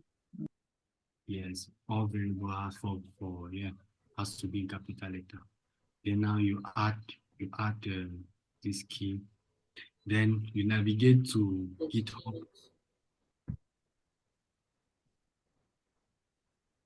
You navigate to GitHub. Folake, where are you, please? So am I copying the access token to clone this using the one for Git, the last one? You know, there are 3 access tokens there. Am I copying the last one? First one. The first one. Okay. Yeah. The first one. You copy the first one. So where do I take it? Sorry. Then you navigate down, you see repository variable. Yeah. Under pipeline, you see repository variable. So I should paste it there. You copy, you enter, you put the name of your repository, Bitbucket access token. You see the name in the chat. Then now you paste your access token here. You paste the token you copy here. Excuse me, please. Yeah. After I pasted the Bitbucket SSH key in GitHub, where am I supposed to copy the access token from? Am I supposed to create it or something? Yeah, you are going to create a new access token. That is create repository access token, right? Pardon? Create repository access token, right? Yes. Yeah. You create a new one. When you click on it, when I click on it, it shows me details, name, yeah, then scopes. yeah, you Where select, we now have what will I select there? yeah, you select read and write. You put the name, Bitbucket access token. Okay, that means we will tick 5 boxes there, right? Yeah. Okay. The name, the access token name, what is it supposed to be? Bitbucket access token.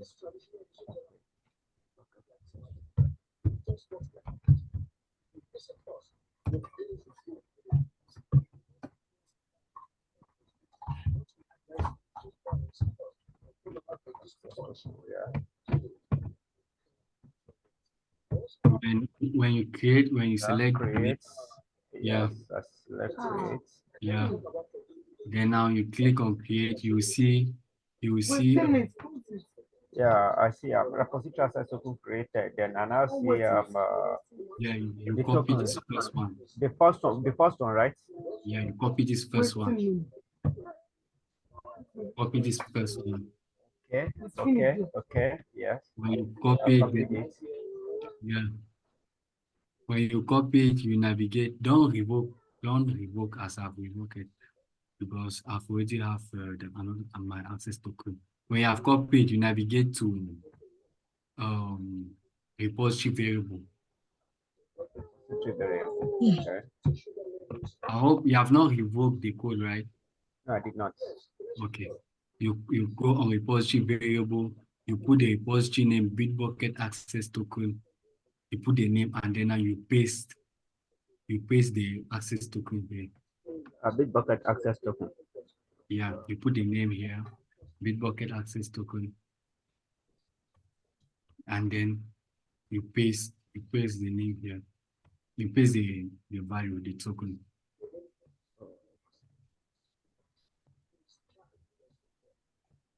And then now you click on add.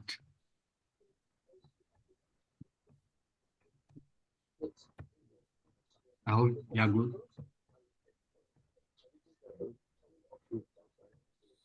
Sorry. I hope you are good. Let me just okay. copy. Then the value will now be the KI. Okay. Yeah. And I'll click add, right? Yes, you click add. Use letters. Okay. Okay. I think I used typing instead of underscore. Yeah, the naming convention is a little bit restricted on variable. Yeah, it's created. Yeah. Okay. I hope everybody has successfully created a repository variable for Bitbucket. If you are successfully created a repository variable, you can drop a yes in the chat. I think I need to troubleshoot because my please, if you stop sharing, let me just share and you see my mistake. Okay. I don't know if you can see the screen, please. You're saying that the bucket access token. Yeah. Use letters. The naming convention, you see in between, yeah. Don't use okay. hyphen, use underscore. Underscore, yeah. It's underscore, not hyphen. Okay. Yeah, remove it. Okay, that's cool. Thank you. Yeah. Add to now. Okay. Okay, thank you so much. Okay, welcome. Now we are going to create a variable for Bitbucket. We're going to create a permission. We're going to give permission now to GitHub account, to the total GitHub account. Okay.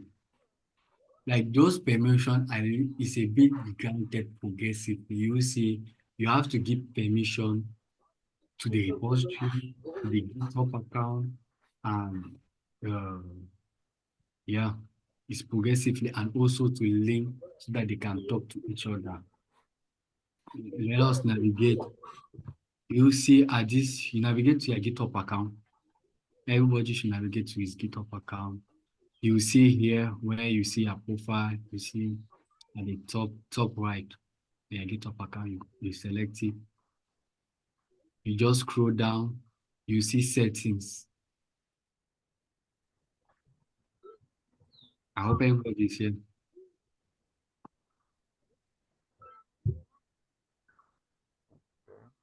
I hope everybody is here. What should we select again, please? Settings, yeah. You select settings. You see the settings here.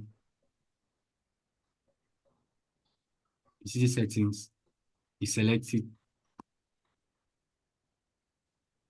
Then you see, you navigate down, right down at the bottom left, right down.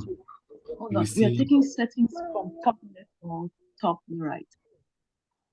You see here on your profile. Okay, and right click on the profile. Yeah, you see here. Have you seen settings? Oh, maybe I'm doing the wrong thing. And maybe please just take over again from the beginning, please. Sorry about that. Click. On GitHub, you click on it. You see these settings.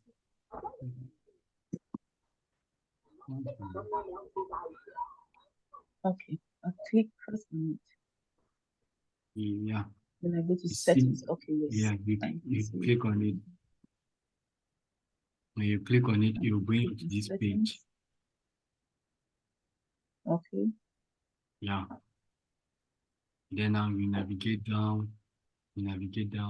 You will see there's enterprise version, there's organization version. This is where now you can select if you want an enterprise version or organization version. All depend on your company size and what you want to do. Okay, down you see developer setting.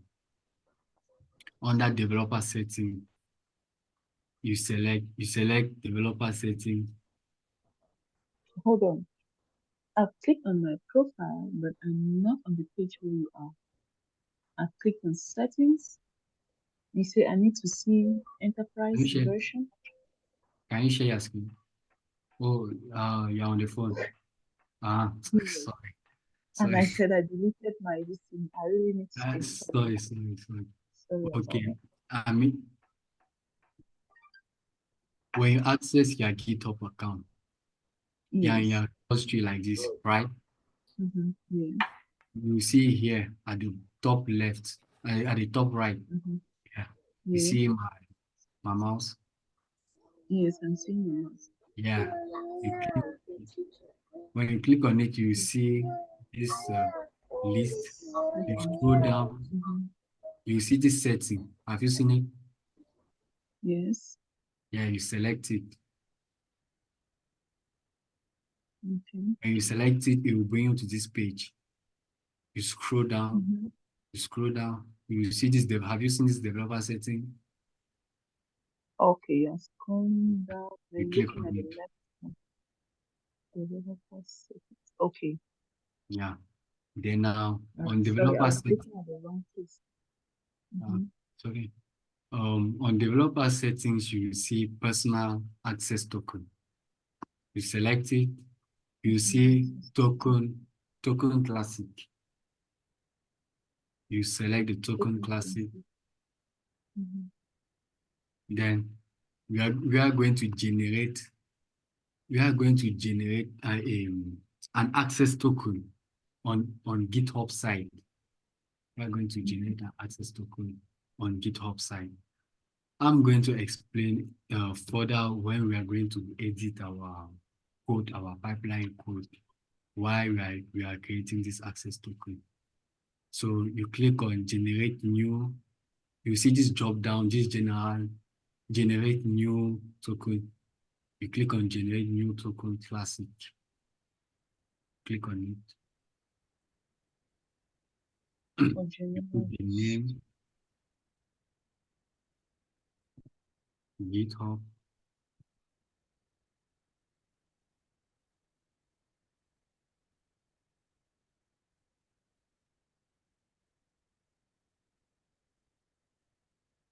GitHub access token. Then now we are going to give permission to this access token. This permission will actually, if we give like IAM, is the same concept in IAM. When you are giving permission to a user, if you give the wrong permission to the user can use those permissions and override or do something in your account that is not correct, or have over permission. That is not good. So we are going to give, this is the same law that applies, that will be applied here. We are going to give only the required permission to our access token. Our access token need access to our repository, to the workflow, and also to write package, because we need to write into our GitHub repository. These are the only repository that the only permission we will give to this access token. And this access token have a access to your entire GitHub account. This access token is so like this access token, if you use this, if you take this access token, what I like about GitHub, if you take this access token and it mistakenly being publicly, like it's not being vaporized or it's open to the internet, GitHub is going to shut that access token down. It's going to delete it. It's the same law as the IAM, as IAM. So if in a case where this access token is being, how can I say, you put it somewhere, maybe in a code, but you have not verbalized it and someone else take it. If you put it in a code and you don't verbalize it, GitHub is going to shut it down. And also somebody else can use this access token to access their entire GitHub account, which is not good in the enterprise. Okay, we are going to navigate down. That is the only permission we're going to give. As you can see, there are different permission that you can give to your GitHub account, but we don't need them. We only need what we have selected. We are going to generate the token. At the end of the session, I'm going to delete this token. I'm going to delete it. So you copy this token. Has everybody generated a token? You can just drop a yes in the chat. Let me check the chat. Okay. Is everybody here? Okay. You copy it, you navigate to Bitbucket. You go back to your Bitbucket. Under repository variable, you create another variable. This one will be GitHub.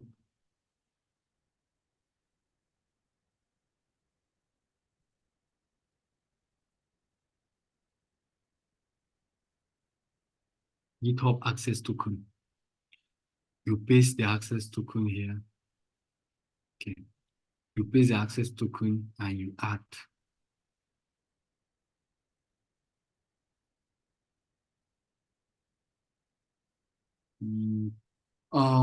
Yeah. Let me go back to my GitHub.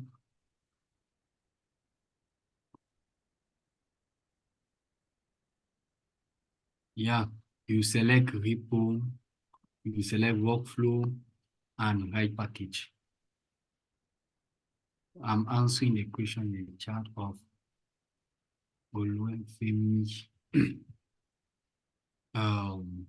So you are going to select only this permission, those three permissions. The repo permission, the workflow. You said it's only workflow and write package that we're selecting. You will see when you select workflow. Repo is selected by default. Yeah. When you select workflow. Oh, okay. Yeah. The repo is selected. Okay, because I selected only workflow and write package. So you select repo. When you just go to permission, you select. You see, if you select workflow, you automatically select repo. The repo. Yeah. Okay. Okay. And package. And then now you create you generate the token. Has everybody created the variable for Bitbucket for GitHub? Pardon? You can just drop a yes in the chat. Okay, then now we need to go and check. Where is the code? So I'm going to share with you the link. Sorry, after the personal access token is generated, then we copy and then do what next, please? You copy and go to Bitbucket and generate a variable, another variable with the name GitHub access token.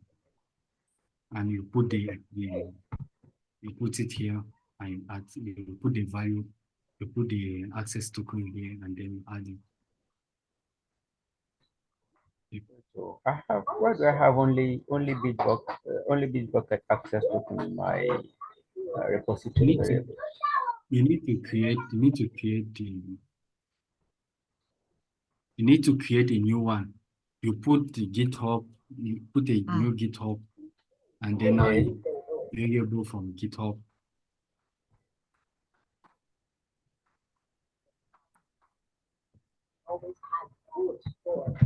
Have you created the GitHub access token? That's what I'm doing. Okay. So I'm going to share with you the link of this repository.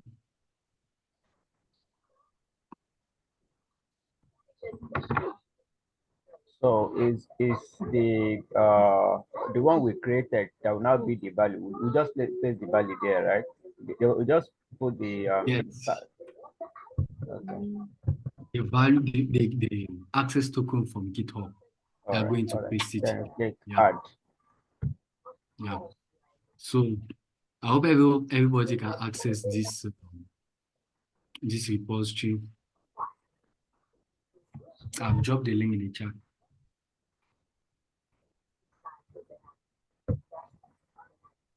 I've dropped the link in the chat. Okay. If you can access the repository, then now navigate to, you see Bitbucket pipeline.yaml. Yeah, you click on it. I'm sorry, I'm back in my GitHub account, but I can't see where you are. You see, I've pasted the link in the chat. Go to go to Zoom chat. You see, I've pasted the GitHub repository password.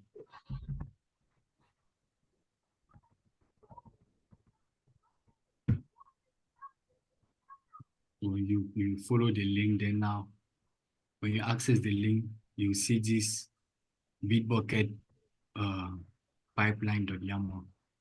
You enter.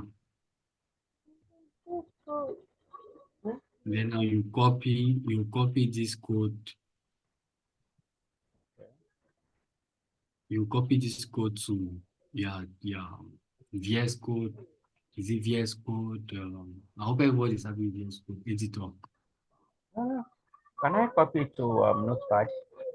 Yeah, any editor, because we need. Code has been kind of, I don't know if I because we need to edit. Okay.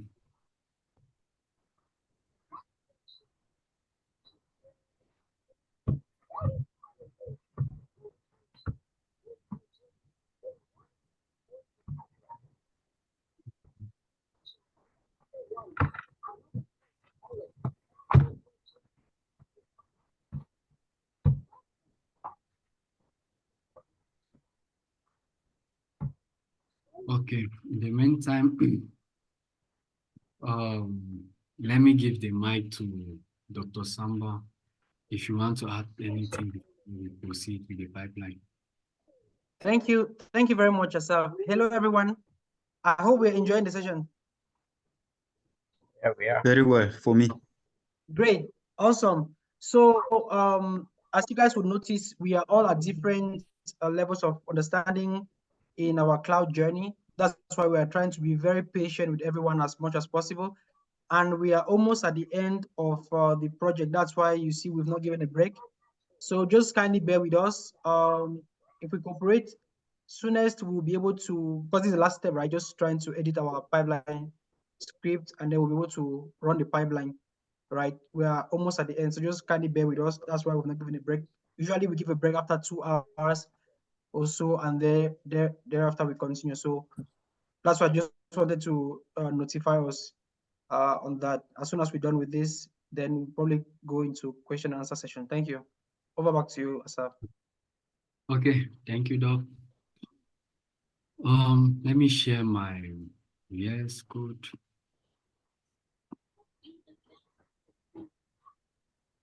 I hope everybody has copied the code.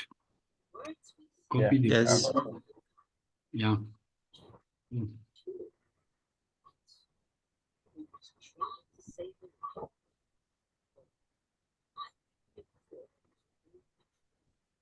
I hope everybody can see my screen. Yes, I can see. Okay. So we are going to edit part of the code, because this code we need to edit it and insert the variable, because here you see pipeline default step is going this image applying git latest, this Docker, this is a Docker image.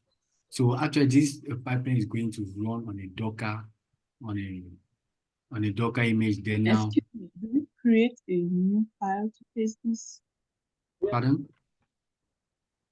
Do we click Pardon? on create new file to paste this on VS Code? Yeah.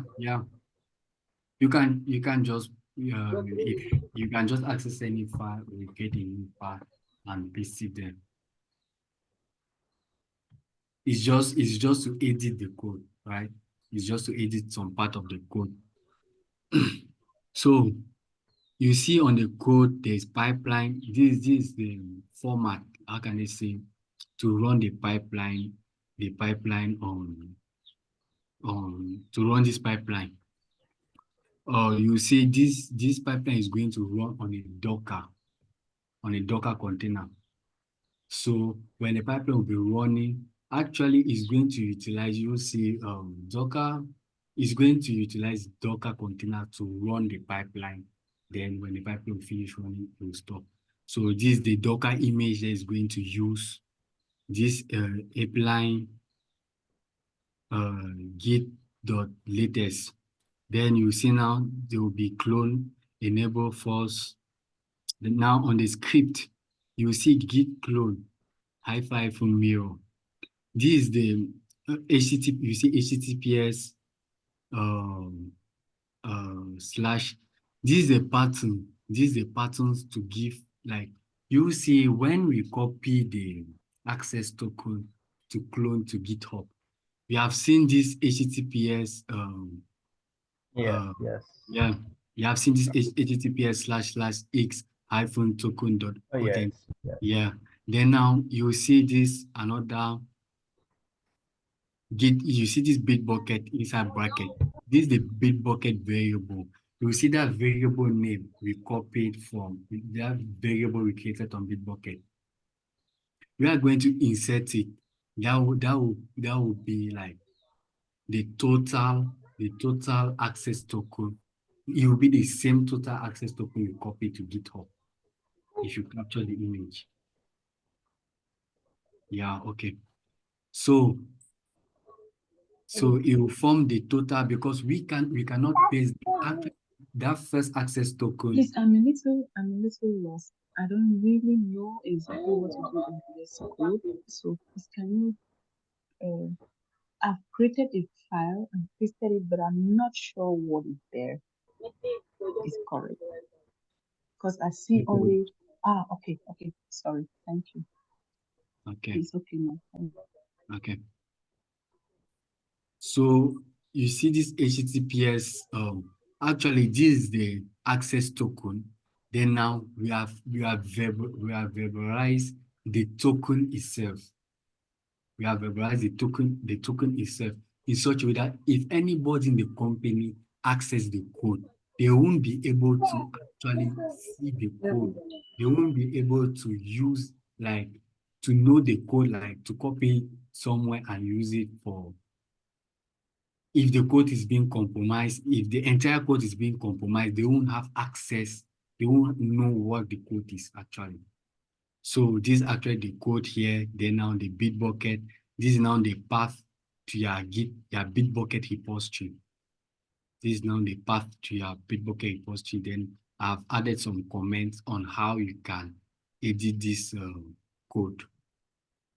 Then here, you will see after cloning this Bitbucket, after cloning mirror, like you are cloning the mirror of that Bitbucket, just like you have created a Bitbucket repository. Then now the pipeline will come and say, hey, let me clone this Bitbucket repository. Let me clone it. Let me make sure the mirror, like when they mean mirror, that means it's the same thing. The same thing. If anything changes here, if one is being changed here, it will automatically be replicated here. So it will mirror the clone. It will clone mirror the Bitbucket repository. Then when it has cloned mirror the Bitbucket repository, it will clone mirror this mirror repository into GitHub. You will CD into your GitHub repository. This CD will CD into your GitHub repository. When you CD into your GitHub repository now, it will now get push. It will push the mirror. It will push the mirror image, like the mirror image of what it copy, of what it clone. It will push the mirror image of what it clone to your GitHub account. And then now to be able to do that, you need permission to access GitHub. That is why we have created that access token on GitHub. And this is the access token. You see, is the same path as that of Bitbucket, but with the access token of GitHub, that will give permission. That will give permission to the pipeline, to the Bitbucket pipeline, to edit the repository, to be able to push the mirror image, the mirroring of the mirror that you copy from Bitbucket to GitHub. If everybody can understand, if you have any question, you can just let me know before we proceed with the editing. If you have any question, you can drop in the chat. Let me check the chat. If you have any question, you can drop in the chat or you can unmute. But if you are good, you can just drop a yes in the chat. If you have understood. But okay, let me just, sorry. Yeah. Can you hear me? Yeah, okay. I just wanted to maybe just streamline the whole conversation so far. So this pipeline script right now that we have here is just to enable or just make sure we can mirror the changes that we have done in Bitbucket.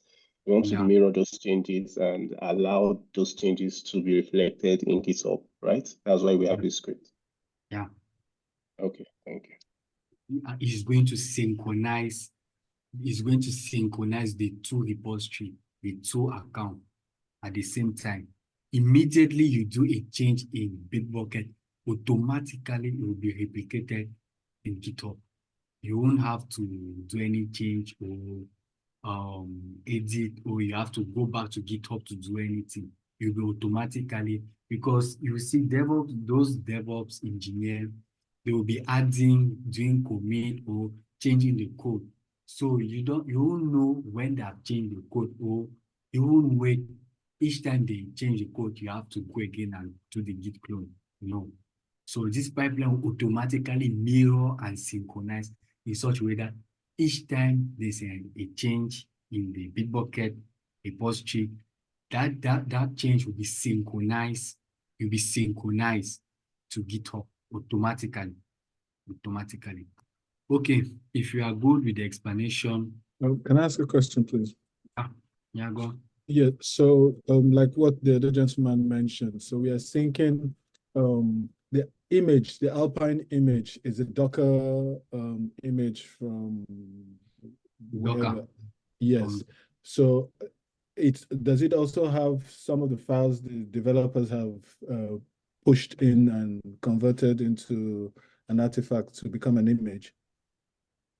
Actually, this Docker image I took it from Docker. Actually, it's a Docker. How can I say it?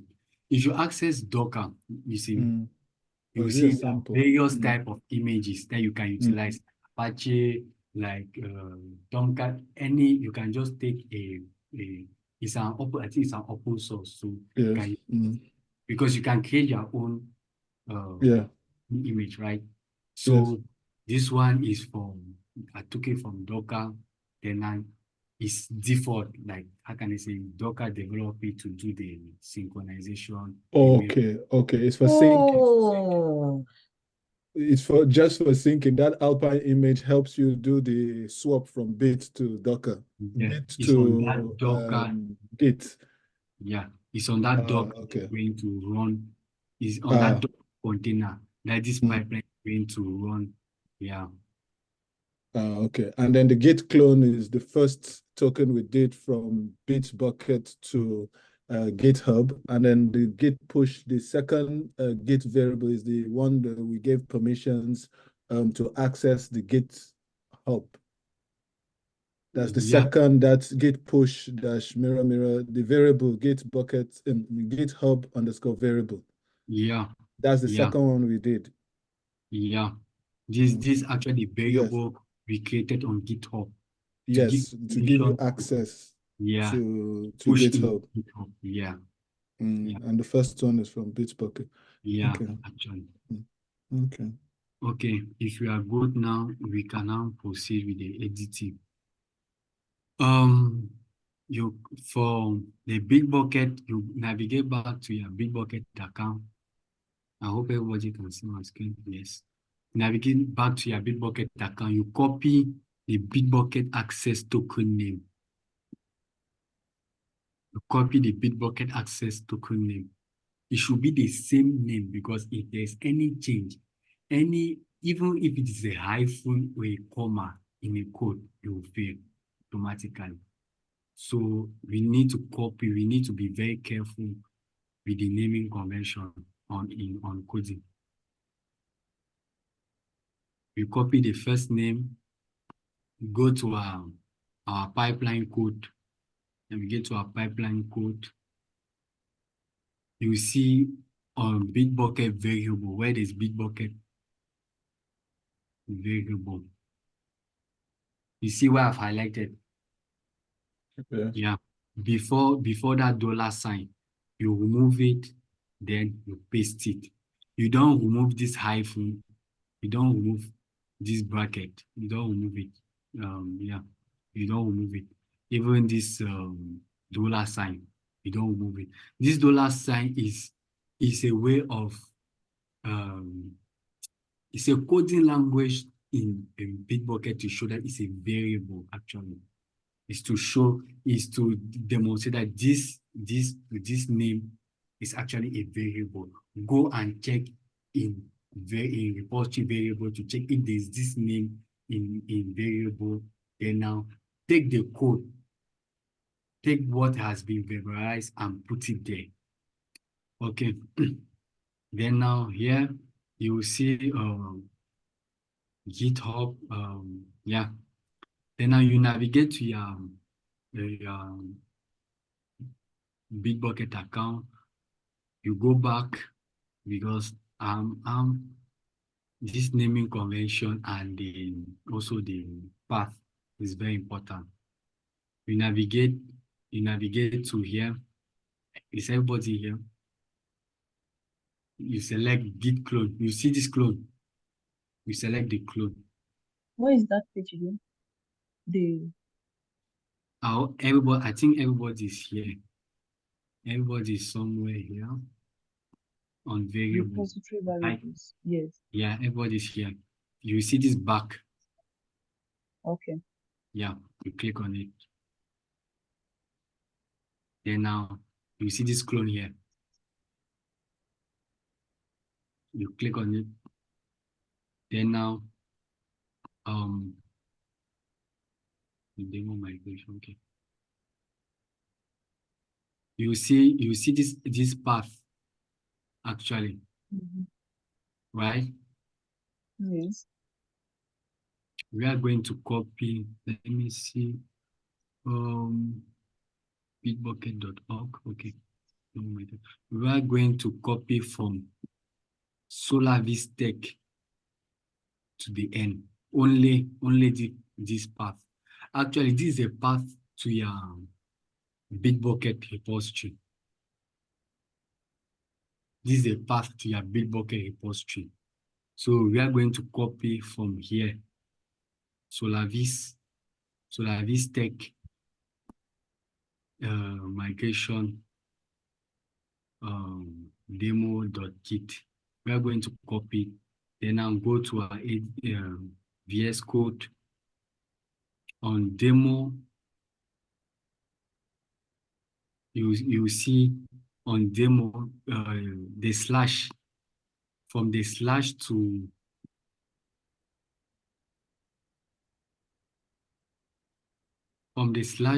demo, to Git, where I've highlighted. I hope everybody's there.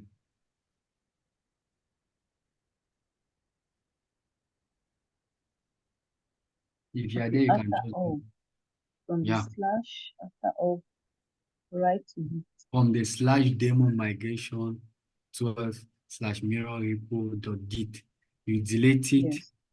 Then now you paste the one you copy from Solavis. The slash should be there. That slash should be there. Oh, so we are not deleting the slash? Yeah. That slash should be there. Okay. Now you navigate back to, we are finished. We are done with this line, with this first line. we are going to GitHub, our GitHub. Yeah.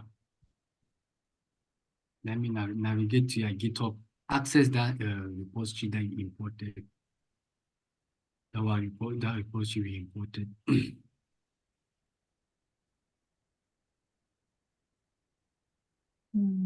What was the name of the repository again?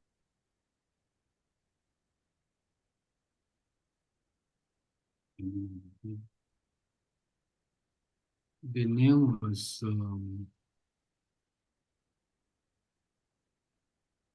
migrating underscore demo. I think so. Migrating underscore demo. Yeah. This is my excuse me, please. Yeah. Where we are supposed to clone the repository. Yeah. The only thing we are copying from there is migrating underscore demo.git, right? Where? On this code. You mean here? No, not here. You know, we are supposed to clone, we are supposed to copy from the Bitbucket where we have Git clone, whatever. Then we'll go towards the end and then click on and then highlight migrating underscore demo.git. No, you are going to copy. You are going to copy from it. Yeah. From Solaris. Solarbase. Oh, I see. From Solarbase -migrating_demo.git. I see. All right. That's Okay. what I wanted to know. Thank you, sir. Okay. So you So when access we get to the migrating demo, what do we do?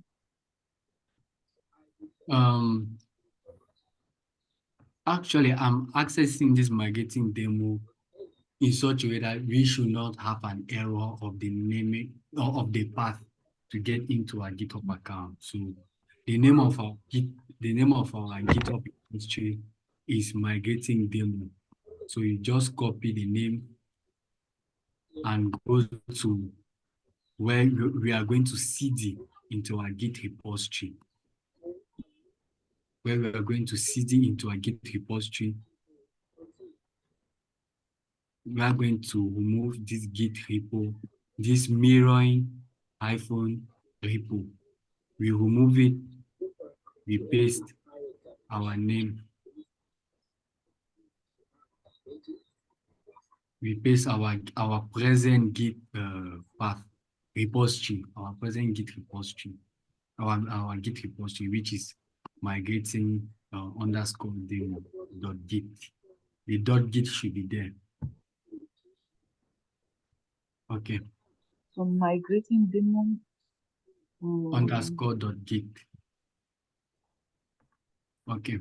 Okay, so we remove mirroring repo.git and then we put migrating demo.git. Yeah, migrating _demo.git. The name should be the same. The naming convention, the name of your repository. So we are taking off CD2. Huh? Or The are we CD taking should off be the there. CD? The CD is there. The CD should be there. The CD should be there. Okay. So it should start like. Yeah, my iPhone CD migrating _demo.git. You navigate back to your repository to your now we are going to edit our variable for GitHub. We are going to edit our variable for GitHub. So we navigate to Bitbucket where we have entered the variable. Go down repository variable down here. You copy the name of Git. You copy the name of the variable. Copy the name of the variable. Then now you navigate back to your VS Code. You edit the name. You remove and you add.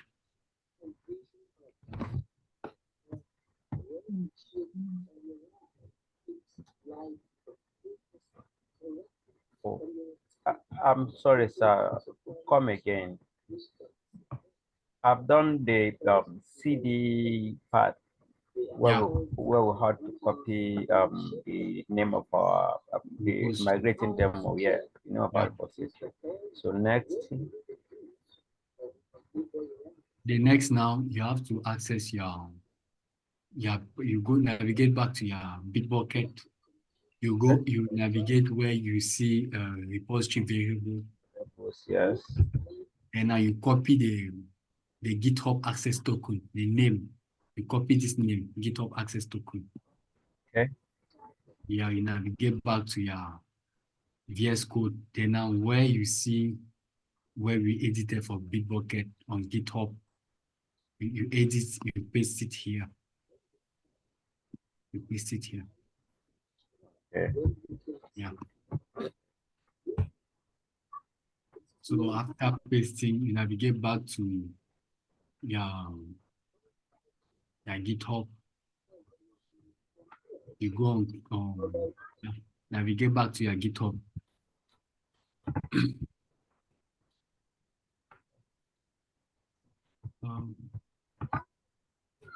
You select. I hope everybody has navigated back to GitHub under its repository. No, we said we should copy. We should copy the repository variable GitHub access token, right? Yeah, and we Okay, paste I've it done here. that. Yeah, I will paste it. We will paste it on Git on. You paste it here. You replace. Where am I supposed to even find my repository variable? Pardon? Where am I supposed to find my repository variables? I can't find it. When you have created a Bitbucket. You have created a GitHub access token on Bitbucket, right?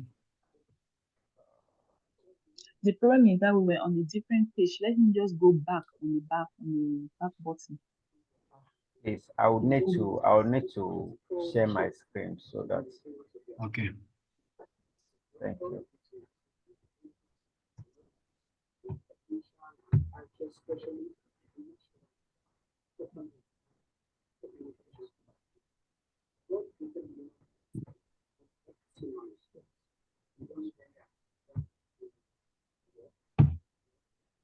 You can share your screen.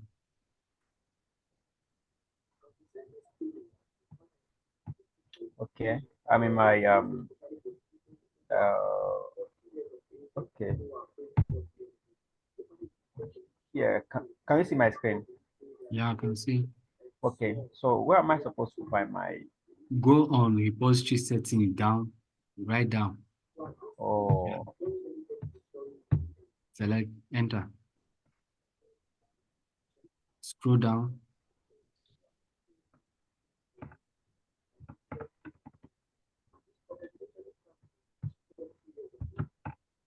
And you need to scroll down.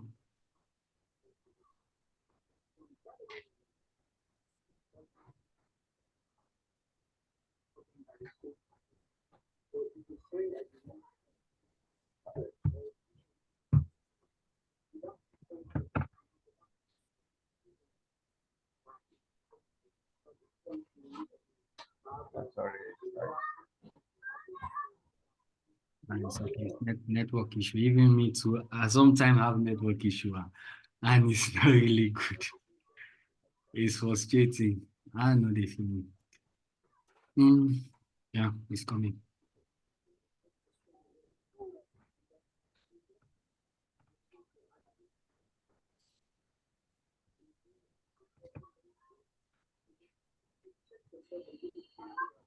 Okay. Okay, scroll down. Where you created the repository variable. I know you have marked up it, right? It's just down at the repository variable. Let me share my screen. Yeah, repository. Yeah, repository settings. I'm sweeping.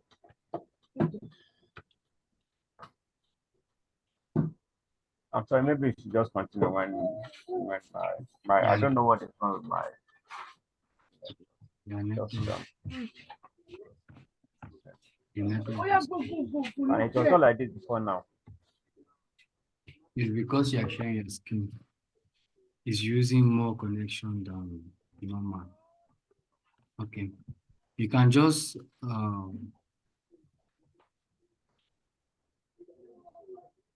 just select back.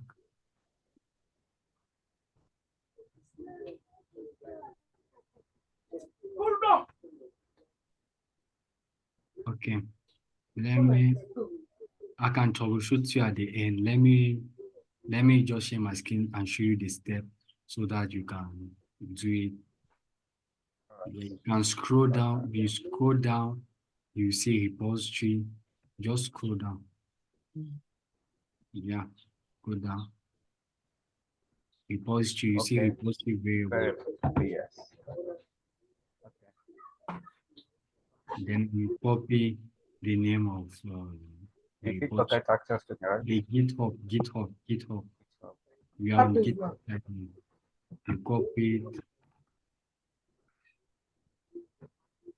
Copy. And Go to the go to your code where you see GitHub variable. The last code where you see the $sign and GitHub variable. You remove the GitHub variable and you paste it there. Okay. I've seen you have never edited the Bitbucket variable. You have not edited even the name of my group. Well, you're editing directly on GitHub. Which one did you say? I've No, not. I mean, your screen, the screen that you're sharing now is, VS Code. I'm not seeing a VS Code. Okay. Yeah, Okay, but you can see the GitHub, right? Is it the GitHub? Okay. Yeah. So which one did you see? No, you need to paste it where you see that GitHub variable. Where you see that GitHub variable, right? You see that the last code down. You see GitHub variable before the dollar. Here. Yeah. Yeah. You paste it there on your VS Code.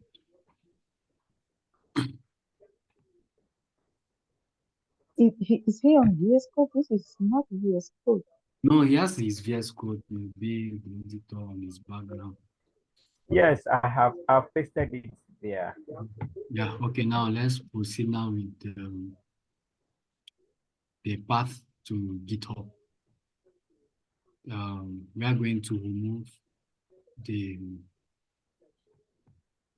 okay now. So what am I supposed to do next? Then now to your GitHub repository, the repository that you imported, the migrating underscore demo the repository, the private repository that you imported. In that repository, you see demo underscore file. On GitHub, when you navigate there, you see clone, you see code, you see this green. Okay, this code. Yeah, is everybody there? I hope it's your repository, the repository imported. Make sure you have your name here and the name of the file and the name of the repository, your name and the name of the repository. So when you come here, you see https / github.com. You copy from your name, from your GitHub name, to the end, to .git. Because on the file, on the code I've shared to you, is having my name, So you need to copy from your own GitHub account name because you need to access your GitHub account. So you need to copy from your GitHub account name. When you copy it, you come and paste it here.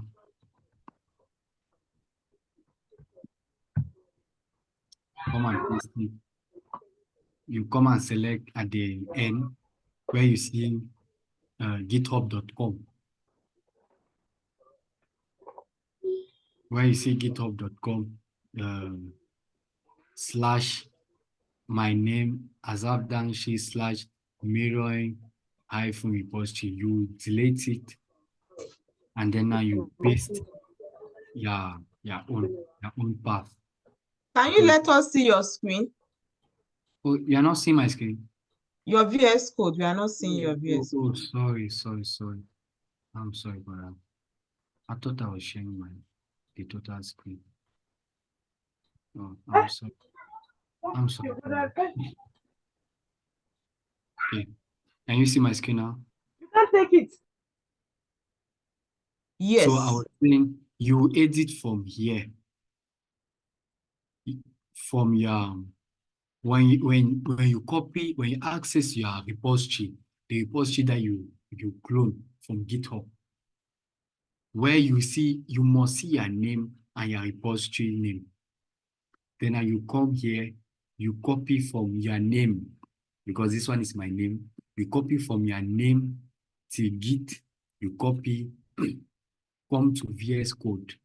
Then now from VS Code now, after when you see github.com slash, you see my name, you remove it totally, remove it up to the Git, you remove it and you paste your own.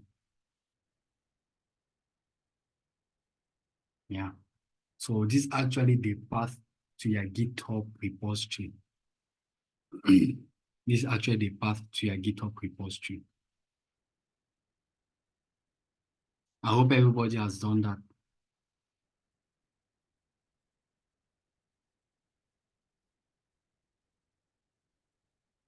In the meantime, you can remove this comment that I've added. You can remove it, or you can leave it because you won't have no change on the code.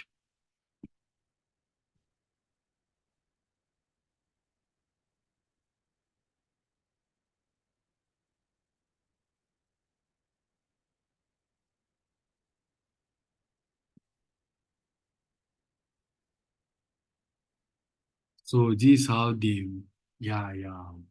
code should look like.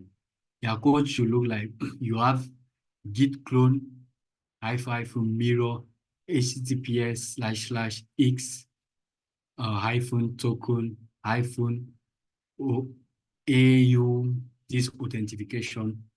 This is the Bitbucket access token. Here, after the $sign, you see you paste your Bitbucket access token, the variable, the name of the Bitbucket variable, the Bitbucket variable access token. Then now, bitbucket.org/SolarVistech. This is now the path to your Bitbucket repository. That is a path to your Bitbucket repository. Then now you CD into your GitHub. This should be the repository name. This GitHub underscore demo.git should be a GitHub repository.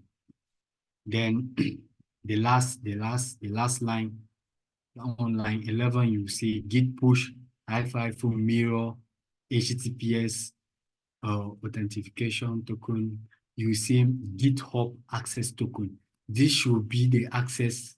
This should be the name of the access of the variable access token you have created on Bitbucket, and you github.com/your repository variable on GitHub. If everybody has done, I hope everybody has done that. Then you copy the entire code. I hope everybody, let me check the chat. Okay.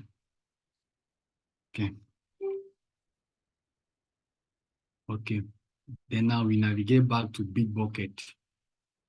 I hope everybody is there. You can just give a yes in the chat to make sure everybody is there. You navigate back to Bitbucket. You see this back. You select this back.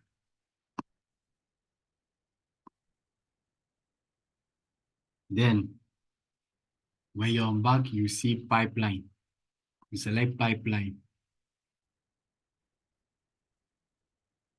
I hope everybody's here. You select pipeline.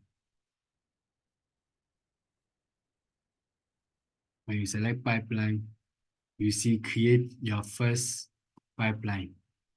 You see create your first pipeline. You select it. You see startup pipeline. Click on select. You bring it on this page. You just delete. Sorry, interruption. Where do we see pipeline again? Okay. Left, Let me go back. Let me go back. Have you selected pipeline? migrating the Why you actually access tokens. access to cookie? Yeah, somewhere here. You see this back, right? Oh, yes, yes. Yeah, you click on it. When you click on it, it will bring you back. You see pipeline. Okay, pipelines. All right, thank you. You click on it. Then you see create your first pipeline. You click on it, you bring you down. You see this first one, startup pipeline. Click on it. Then it will show you this code. This code is actually, how can I say, a test, how can you say, an example of how the pipeline should look like. You will see the pipeline should be like pipeline default, then now the rest of your code. So you copy everything here and delete it because we don't need it. Delete everything there. Then now you paste your code. You paste your code. I hope everybody has pasted his code. Can just drop a yes in the chat. Okay. Then now you click on commit file.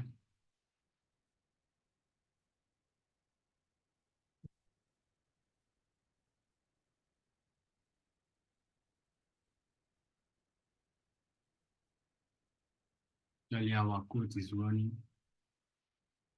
The pipeline. So actually the pipeline is running. It's using the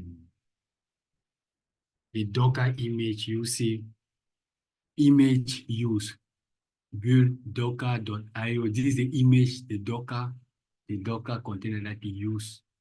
Then now git clone.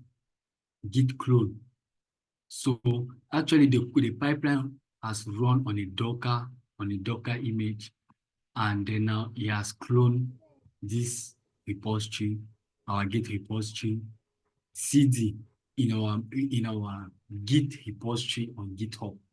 Then now push. Excuse me, Mine please. says fail. Excuse me, please. Oh, I was expecting that fail, and that is my best part of code. Excuse me, please. Okay. Excuse me, please. After I'm done with the VS Code part, then I went back to my Bitbucket where I click pipeline. In the first place, am I supposed to copy the entire code from the VS Code, right? Yes, we are going to copy the entire code from VS Code. Yes, and then come to pipelines. Delete everything, that sample code that they pasted. You remove everything. Okay. Yeah, and paste now your own pipeline code. Okay. After clicking on pipeline, I have create your first pipeline, right? Is that where I'm supposed to select? Yeah. You So see start a pipeline. will bring you down. You will Go see down. started. You see starter pipeline. Pipeline. Yeah, you click on it. Okay. Yeah. How many of us has a successful? I'll click select there, right? And start a pipeline, right? Then create your first pipeline. Okay. Yeah. So I can see my migrating demo Bitbucket pipeline. Right. This is an example of Starter pipeline. Blah blah blah blah blah. Is that am I in the right place? You can share your screen. Okay. How many of us had been successful? You can just drop successful in the chat. You can just drop successful. I didn't. Mine says fail. Let me please Wow. share my. For those that fail, I will troubleshoot just after explaining what happened actually when the pipeline is running. Let me Spencer. okay. Delete everything. Okay. delete all this code. Okay, sir. You can just do, you're using, Control A, right? yeah, delete everything. Yeah. Then I'll Then paste your, paste that other one. yeah. Yeah. Then now scroll down, you see commit under. Okay, Sylvia, we are going to troubleshoot you in just few minutes. Click on commit file. Select commit file.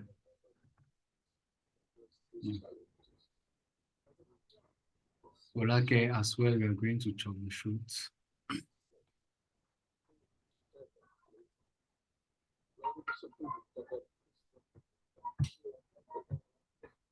Okay.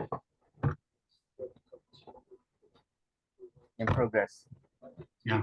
Can you please select the, just click on it, click on, Okay, what? yeah, successful. Okay, successful. Right. Then you can stop sharing your screen. Sylvia, you can share your screen now, please.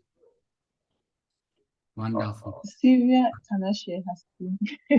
Oh, I still forgot. I'm sorry. I'm sorry. Okay. Next time I'll Okay. have downloaded that. What is the error message? What is it? Folake, you can share your screen.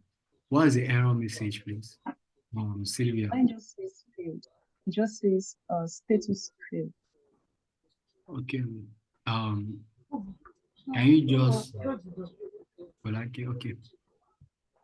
Click on the pipeline. Yeah. Can you see my screen? Yeah, I can see your screen. Click on it. Then let us see the error message. Click on direct line. Git clone mirror HTTPS. Yeah. Click on it. What's the message? I can't see any message. Good job. They all message the same. Mine says Unable to access HTTPS. The URL rejected. Malfunction input to the URL function. Okay. Go to your. Mine has no message.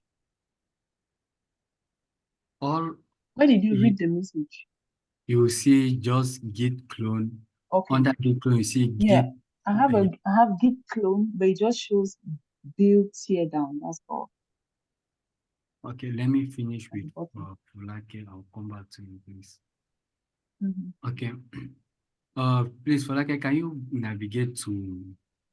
Can you click on repository up here? You will see there's your worker, your pull request, your repository.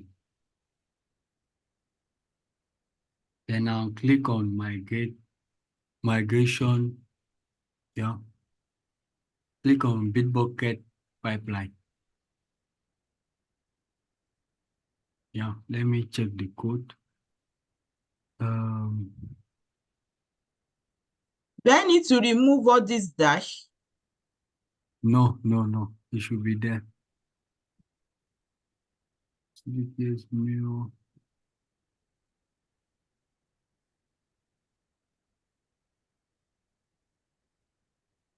Is it supposed to have Solavis Tech? Solavis Tech, it should be underscore, not hyphen. Edit it. Click on edit. You see this edit at the, yeah. I'm looking for the. No. At the top, where can I write on this?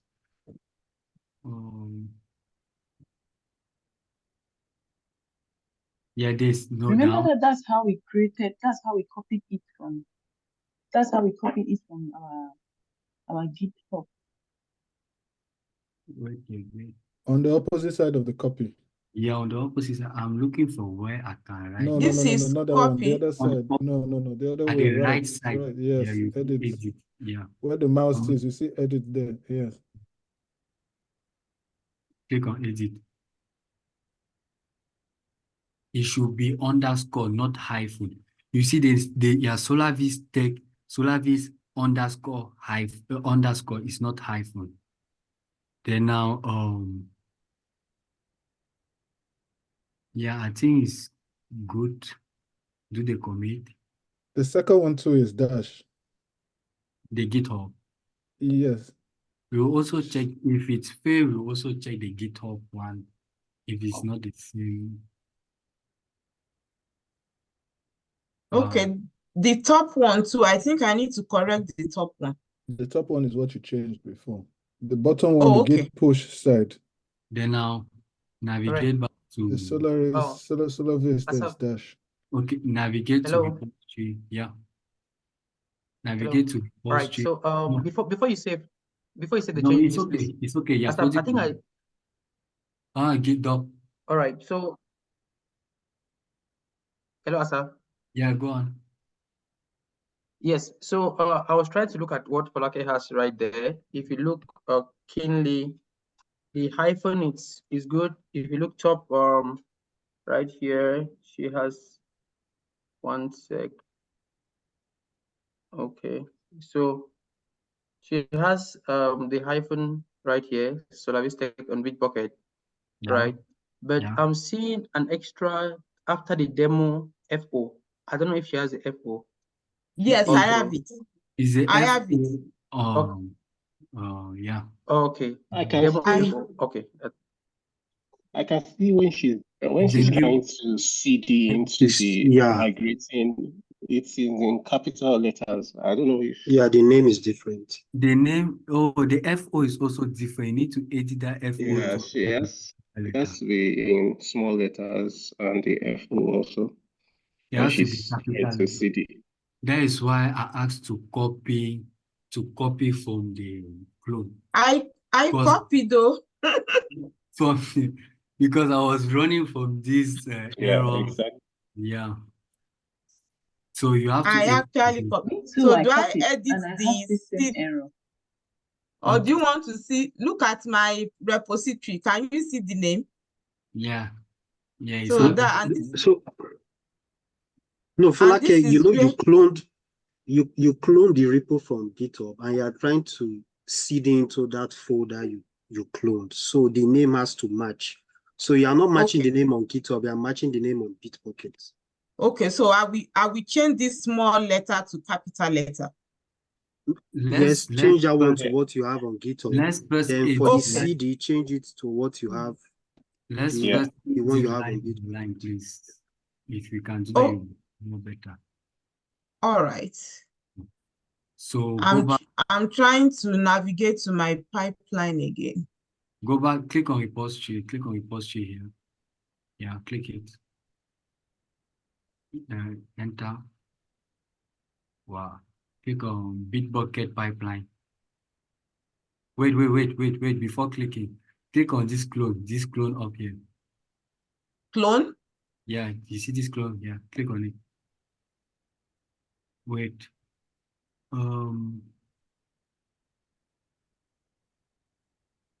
Why is the name, the path is different? No? Okay. It's okay. Close. Click on close. Access Bitbucket pipeline.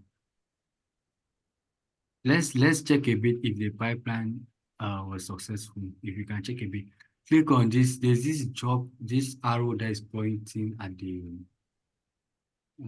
this one. Yeah, click on it. Click on pipeline.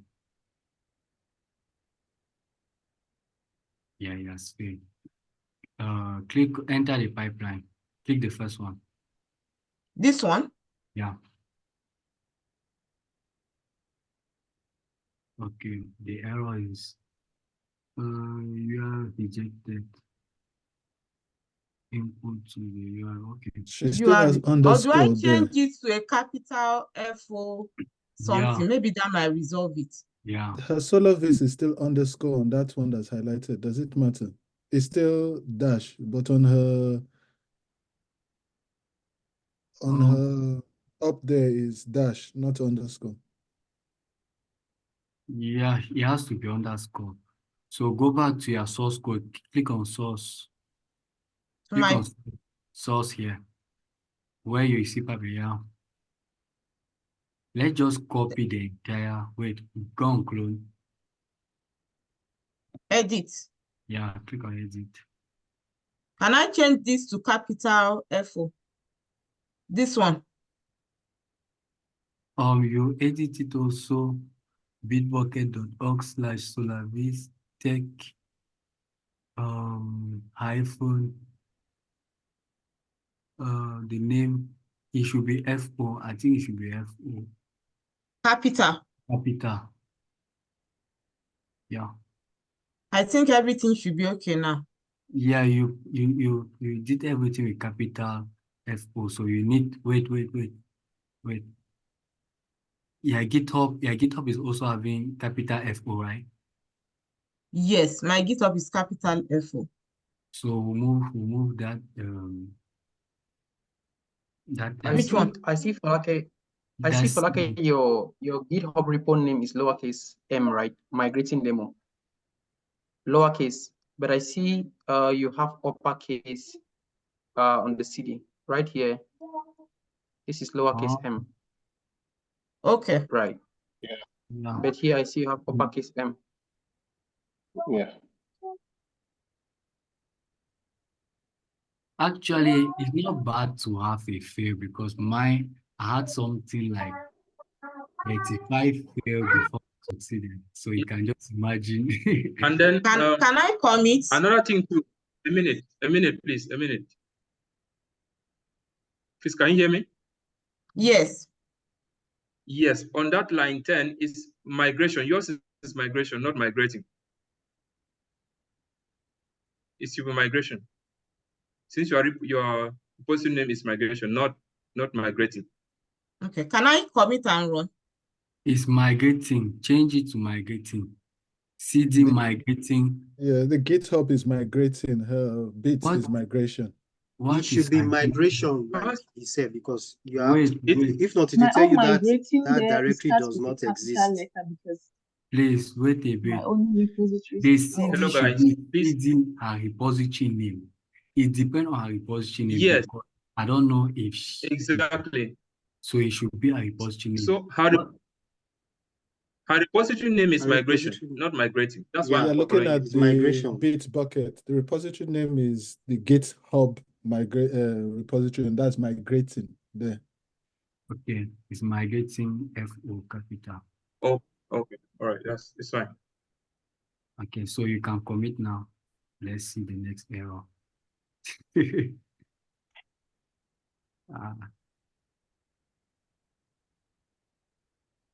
Committed, click on pipeline. Select the one that's in progress.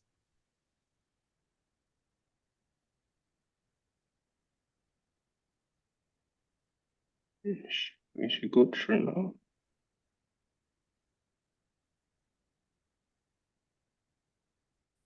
Scroll a bit. Let me see the error message. Scroll down on the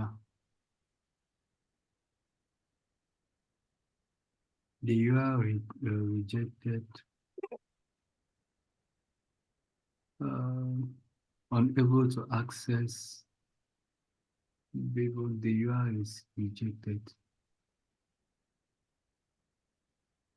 Go back to your pipeline. Or maybe you attend to someone else. I will just check with some of my team members later so that I don't waste time. We are not wasting time. Actually, we are troubleshooting. This is actually the main part of learning. All right. Okay. Thank you. Actually, the main part of learning. This is where actually we learn more. We learn more on troubleshooting.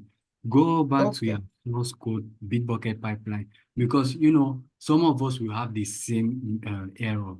So why troubleshooting you can help to troubleshoot another person that's have the same error. So so do I go to my GitHub and get the actual name? Or wait a little bit. We are going to do something. Git clone iPhone https/ authentication. Yeah, Bitbucket access token. Yeah. So it's actually the path to your GitHub, to your Bitbucket account, there's a problem. Go back to Bitbucket, click on source. Click on source. We are going to copy that clone path. Click on clone. This clone up here. Clone? Yeah, clone here. Okay. Yeah, we are going to copy the path to your repository. Okay, from Solavis. Yeah, from Solavis to the end. Yeah, copy it. Small letters then. F yeah. Bitbucket display it as small letter. Let's go back to your pipeline. No, go back to source code, yeah. And enter your Bitbucket pipeline. Edit, click on edit.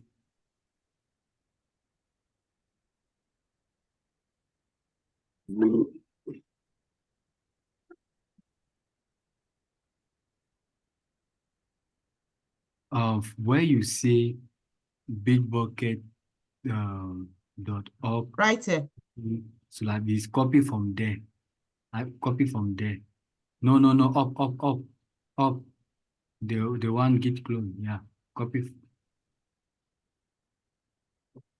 Yeah. Delete. I pasted it. Okay. And now do the commit.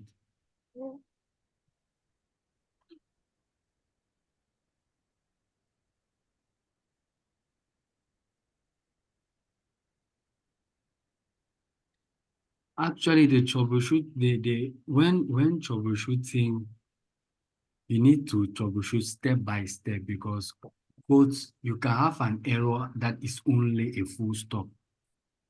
Click on pipeline. You can have an error that is just a full stop. You can just click on pipeline here, please. Pipeline. Yeah. Click on it, progress. Click on the one in progress. You know what, Asaf, let's check someone else. I tried to do something earlier in the week. I think I tried to copy something from my GitHub repo and I had an error. So I don't know if it has to do with my particular repo. Yes, it has nothing to do with it. Okay. Click on the field. You want to run. No, I was doing something on GitHub myself this week with Jenkins. I was trying to copy something and I couldn't do it, saying that my repo is not accessible or something. Can you see now? Unable to access. Is that my... Where we are now, it has not even reached the place of GitHub. It has okay. on the face to clone the repository on Bitbucket, if you understand. So it has not even reached the place of GitHub. Can you scroll a bit to the right? Scroll a bit to the right. I mean, scroll. Let me see the rest of the, yeah. You are rejected. Malform input to your function. This is the path to your repository. But actually, we copy the same path. Sorry, I have just a little input. I can see the first one, the variable is Bitbucket access token. And the second one, the variable is also Bitbucket access token. Yeah, it's supposed to be Git. So one is supposed to be Git. Yeah, and then if it's Git, then Solavis-tech should not be in the file path. So it should be Solavis _. It should be her name. If it's the Git, the last line, then it should be I the go name to of that Gitbucket and go and copy it? Would that make more sense? I think so. Or should I just Let's see what you have in your Bitbucket. Can we see your pipeline? My pipeline. Yes, exactly what. Because actually, my own Solavis-tech is having an underscore, but on my code is a hyphen. This is my pipeline. Should I go to my GitHub? Wait, your pipeline seems Okay, to be it means that Okay. we can change the Solavis tech in our code and put the underscore, because mine has an underscore, but on the Can you go code to I'm The your code is different. can you go to your so I should GitHub? change it. Okay, Falake, so can you this go is to your my GitHub? GitHub. Okay. This is your GitHub. Can you Go click to on code? settings. No, Okay, just the code. code. We are still at the level of Bitbucket. We have not yet reached the part of GitHub. Okay. So So even do you if want your Okay, your GitHub, pipeline is not okay. your It's not your okay. your GitHub, I can see that in your pipeline you have Solavis there. But it's not supposed to. Yes. You are not supposed to have Solavis in your pipeline, even for your GitHub. If you go back to your pipeline now and you see what you have here is different from what you have there. Yeah, You your can see pipeline is, yeah. you can see it So here. I can remove this Solavis. Or do I Yes. copy it again? Yes, Did I you can just just copy copy it again. Yes. from Where- Falake? Yes, from from Falake. Falake to From Falake. yeah, Okay, thank you. copy. So now paste Edit. it. From Falake, just Edit. When remove. you see where you see Falake, Yes, edit first. yeah, remove it. It's Edit, easy. edit, You have edit. to edit. Yeah. So you shouldn't have the cell of this spread.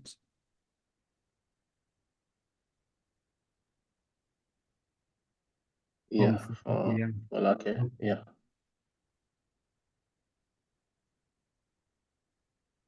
I think this should be the problem. Yeah, No, then that- try wait, commit again. Let's see. wait, I know. wait Hold a bit. on. Wait a I'll bit. just wait a bit. I'm trying. Wait a bit. Hold on, hold on. Ah. I'm sorry, my hand just Let's go and see if it will run. Navigate to pipeline and see if it will be successful. go to source. Pipeline. Pipeline. No, Pipeline. pipeline They're not under there, just source. pipeline there. The pipeline, yeah. Progress. I think it will fail. It's taking time. I think it will. Because the name in the CD is wrong. It's Enter. supposed to be migration and not migrating. Actually, the problem is you see where the URL URL rejected malform input to go a bit. Scroll to the right. Yeah. Scroll that bar to the right. I'm trying to Malfunction. so a URL function. Yeah, actually, that Is there a URL quote in front of the HTTP, or is it just selecting them? there's git clone hyphen mirror https // x token authentication before in that bracket, then the $sign Bitbucket access path. Yeah, that is how the URL should be. So go back to the pipeline. Let's check a bit. Maybe I have to send you back my own. Git clone mirror https. Wait a bit. Hyphen token authentication. $sign Bitbucket token our buys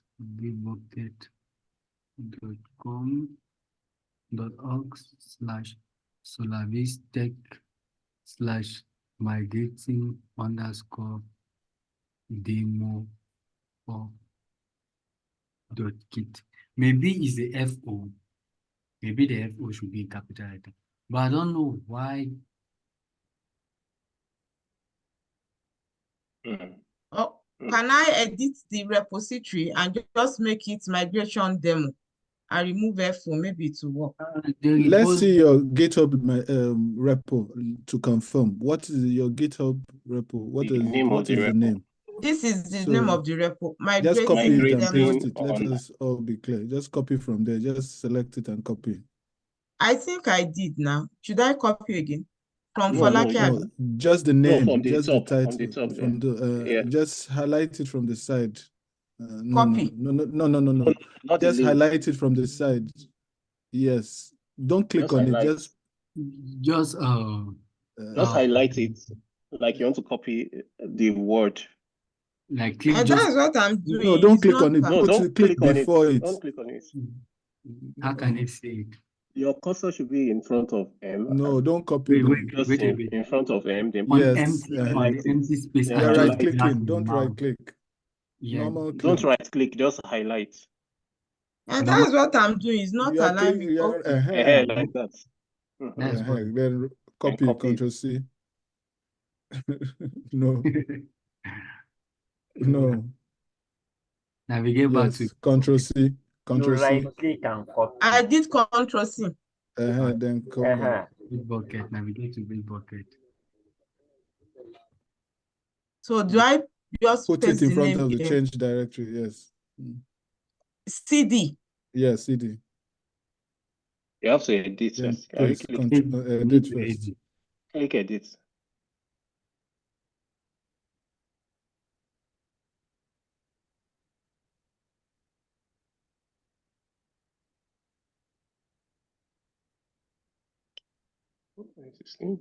Do I put .git?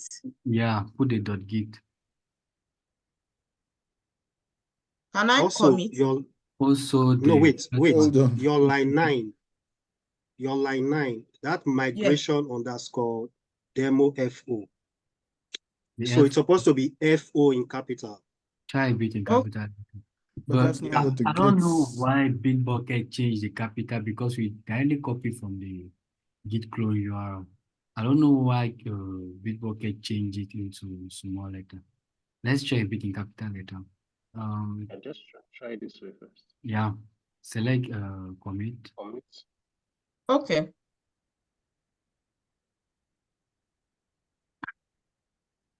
Change the commit message. Then navigate to pipeline to see how it's running. Navigate to pipeline. Enter it.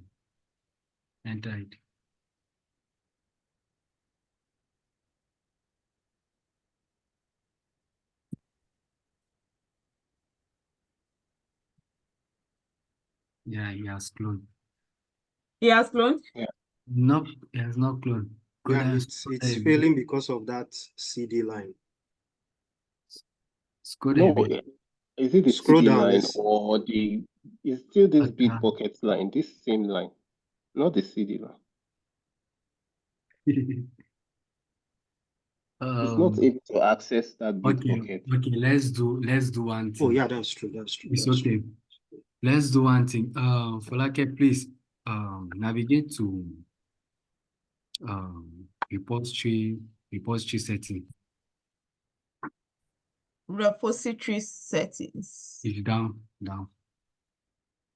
Right here. Yeah. Click on access token.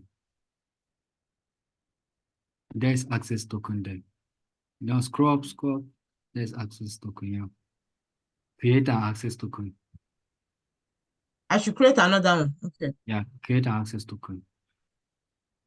Just give it any name. Yeah, any name. We just need the path and how it is being displayed.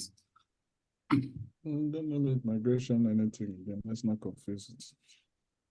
Okay, let me just put migration. Select read. Yeah, read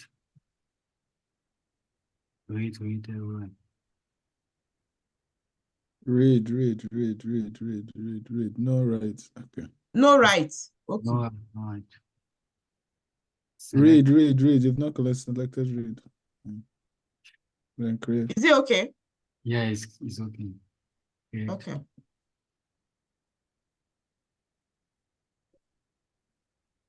Now scroll down. From where? This is everything. Okay, copy this one. The first one? The last one. The last one. Yeah. I did. Okay, go to your VS Code. My VS Code. Yeah. On that code, the code that you're having. Okay. You see that Git clone? From that Git clone. Yes. Select from Git clone. From here? Yeah. other line. Okay. Other line, yeah. It's not. I did. Okay, delete it. I Delete. did. Delete it. Delete. Yeah, delete it. Then I'll paste the one you copy. Paste the. Then now, from yeah. Then now, you see where there's this access token.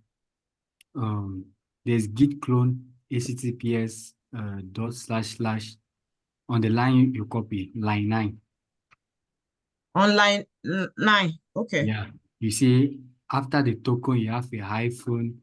After you have the from that ATCTT la. From here. Yeah, copy everything. Copy to no. Yeah, copy from that A. Actually, we are removing that yeah, not copy. I don't. Yeah, copy actually. Okay. No. Go back. You are going to copy up to where you see this iRobust Bitbucket. You understand? So Okay, actually, so we are removing the access. can I delete it? No. Actually, we need the rest of. Well, go back again. Go back. Go back again. No, come back.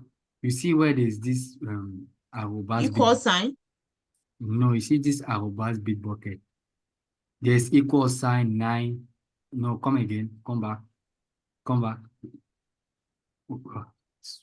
Then small. small. You see, come back up to this 9ADF 5 7F. Oh, you stop there. 7FO. Is it okay? Yeah, delete it. Delete the highlighted. Yeah, delete it. Okay.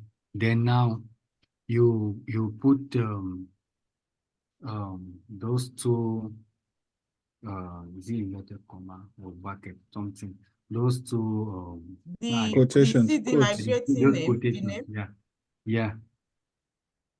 After the hyphen, before the iRobust, on line 9. On line 9? Yeah. Wait. On line 9, after. No. Delete that one. Delete it. Come where you see on token authentication. You see after, before the iRobust. Right here. Before the iRobust, before Bitbucket. The colon. After the Before colon. the colon. After the colon. Okay. This side here, this Bitbucket. colon there. Okay. How can I even have that pen on the screen? It's at the bottom. Well, okay, it's the version of Zoom you have. I'm on It hasn't line gone around 9. everywhere. Is it after the HTTPS? Before the colon? After HTTPS, you see there's token. After token, you see AUTH. Yes, After where we are annotating Okay, for you Samba to has see. told me. Voila. Sambas. Put those colon, then put the $sign. Put the $sign. Then go to your Bitbucket variable. Bitbucket variable. Navigate to Go Bitbucket. back. Open Bitbucket. Browser, web browser. Oh, okay.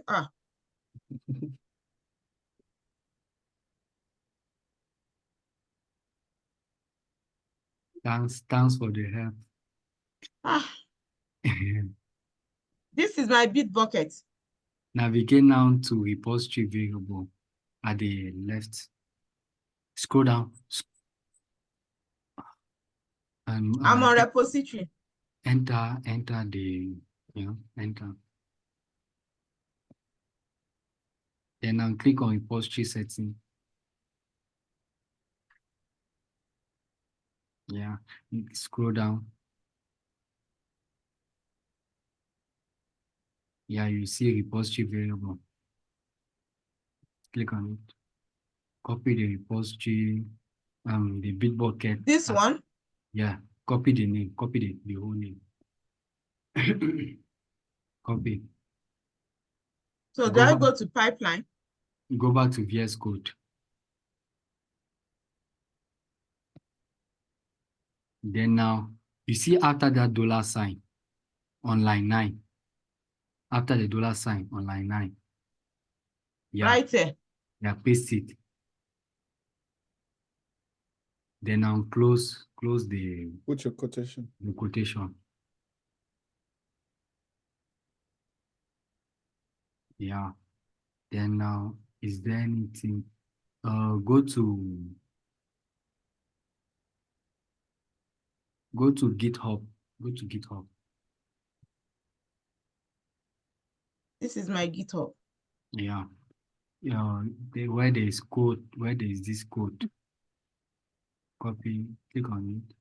Then copy from folder, yeah, from your name, yeah, to the end of the repository, copy it. Navigate back. Then from where you see github.com, after the slash, delete everything that is coming. From here?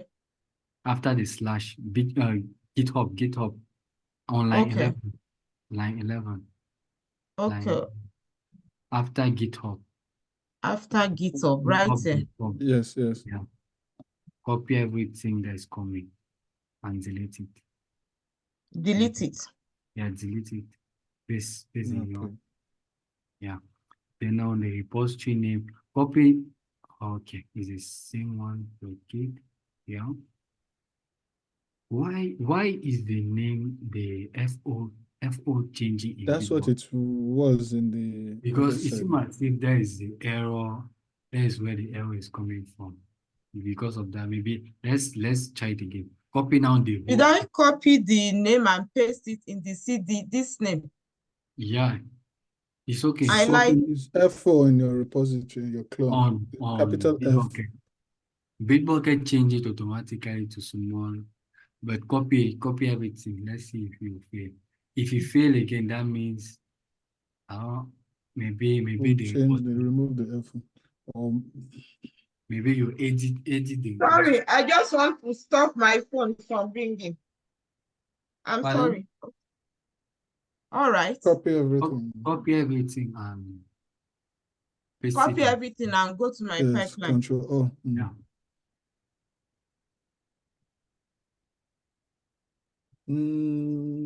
Copy. Okay. Yeah.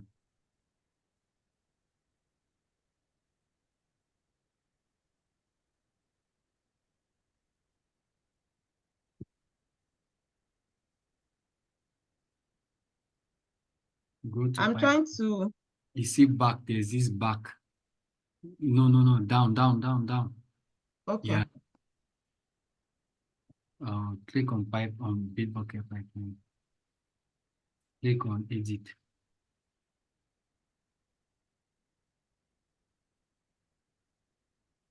Copy everything, delete everything, and paste the new one. Paste the new one. The migration, wait a bit. The migration, your own migration is a capital letter, that's CD. Remove. That's what we had when we copied. I want to look at it.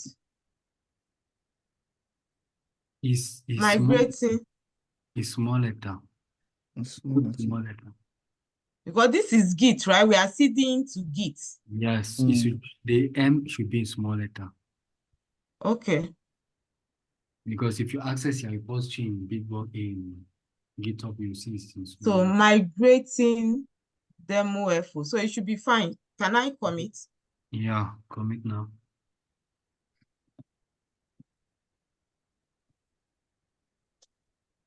Commit.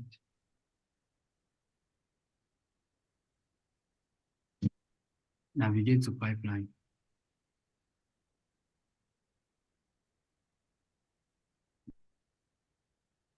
Select the first one, enter, let's see.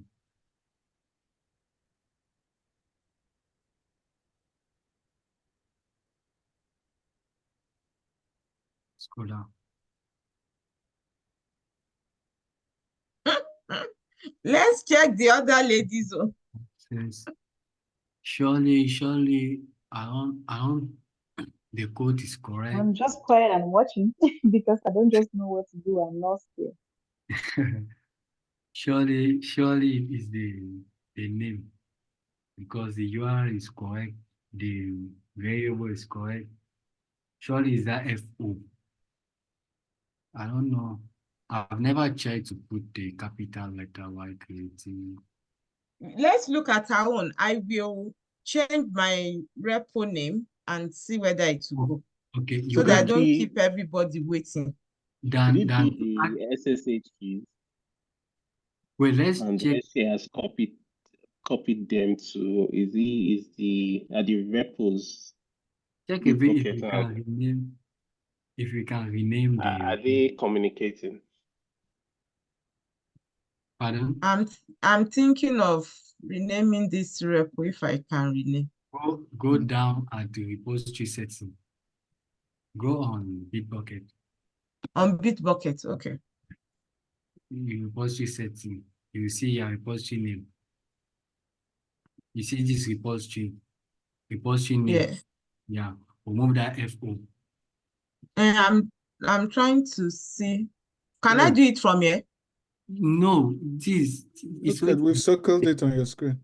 It's already displayed on your screen. Okay, right there. Okay. All right. I need to update my Zoom in such a way that I can write on the screen. Yeah, remove the FO, then now change. Then I'll go back on the pipeline. Yeah, go back on the pipeline. On the pipeline.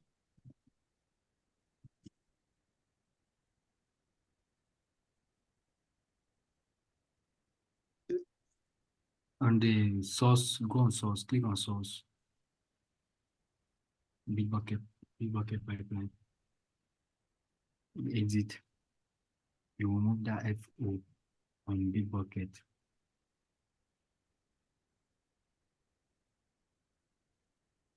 I'm even thinking I should remove same for Git too. Remove, wait a bit. But I've not edited the Git. We are going to, let's navigate to Git, navigate to GitHub. Navigate to GitHub. Sorry? Open GitHub, navigate to GitHub. Let's edit before editing the code. How can I edit it? Click on settings. This setting there is just up here. Wait. This setting. Yeah. Thanks, Doc. Remove, yeah. Then now rename. Click on rename. Yeah. That will be okay. Then navigate now back to remove that FO. Remove the FO. Remove now the FO. I hope there's no space in between the Git and there's not there's no space. Okay. This mirror, is it supposed to be there? Dash mirror. Oh. There's no mirror at the top one. You're forgetting something on your this thing. Oh, your Git clone. There's supposed to be on your Git clone, there should be a mirror. After Git clone. Yeah. Go there. Put dash mirror. Yeah. Yes. Mirror. Space. Yeah. That's good. Is it okay? Yeah. Yeah. Then I'll save it. If not, hold on, is it git push dash mirror or git clone dash mirror? There are two. Now, I have just one on my code. One is git clone, the other one is git push. Two. So I have just one. So it means that there was a part of the code that I didn't edit then. Click on the one. Go back to that link. That's GitHub link on the chat and copy it. Is it me? No. Somebody only copied one script, one part, half of the script, not complete. She copied only git clone, then you still say malformed input to a URL.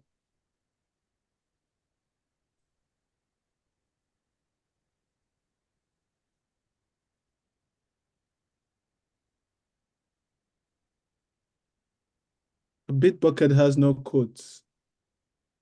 Abi? No, it's just okay. It's reference. okay. Okay. Yes, reference. To access HTTPS. Yeah, try to paste the error in the chat because I'm trying Sorry? to copy the error, copy line 3 on the error and paste in the chat, please. Copy the entire line 3.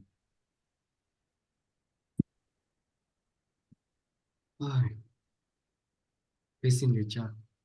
All right. I did. I'm able to access the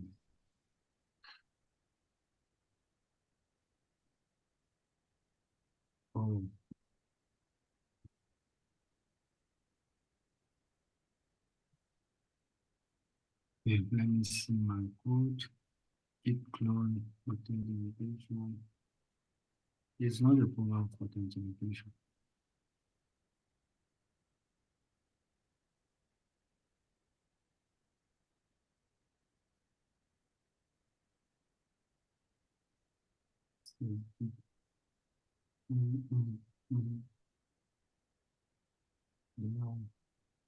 So the error is they are unable to access your repository. Is it the GitHub repository? Malform input to a URL function. Is the token correct? Can you copy your code and paste in the chat? Okay. Let me try and see something. I'm thinking if it's somebody's Git repo, it might work. I think it has to do with my Git repo. I'm thinking is your access token. Copy. My access token. If it was access token, it could have shown authentication fail. Yes, authentication. That's my thoughts too. If it was a fail about access token, it will show authentication fail. But actually, it's showing URL fail. That means the path to access your repository in Bitbucket is not correct. The URL is malformed. You can paste your pipeline, your code in the chat. Let me see. I did. I mean your code. I thought, okay, sorry. Sorry, okay, it's the error that is still showing. Copy it again. Yes, let me copy it again. Control A, or just click on copy then. Click on copy here. Control C. Paste in the chat. I did. Okay.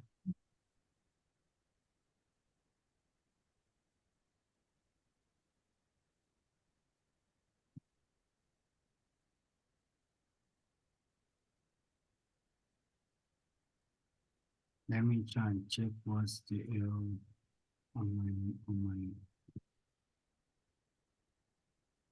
Asaf, you don't want to see the other lady. I want might be straightforward. But this is my own. I don't even trust my GitHub repo, so I don't trust it. GitHub, because I tried to do some stuff during the week and it wasn't working for me. So I'm thinking if it's someone else's repo, it might work. No, it's just actually the code because when you have an error now, the error is step by step. You just hit what was the error. You just hit what's the error, and the error is the URL to access your GitHub account, your Bitbucket repository.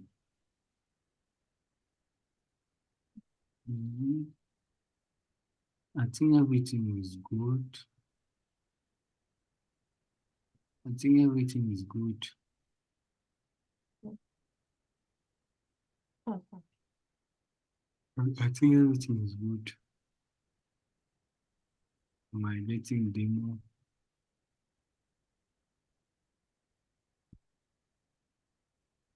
One is migration demo and the other one is migrating demo. Migration underscore demo, and then I see migrating underscore demo. The Git clone, it ends with migration underscore demo, and the Git hop, the Git push, sorry, is migrating. The Git clone is for our repository in Bitbucket. That is how she named it. Okay, That is why I said at the beginning. Yes. To My avoid. repository is migrating underscore demo with capital letter. And then the other one should be the repository in the GitHub, right?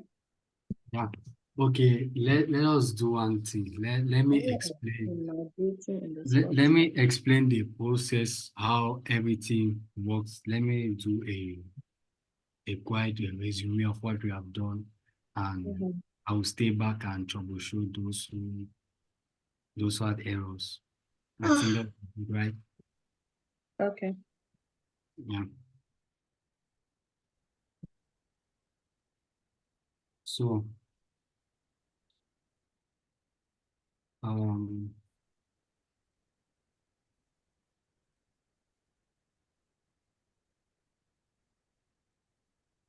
let me share. All right.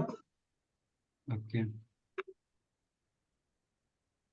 Hi, everyone. Okay, Asaf, you're still to share your screen.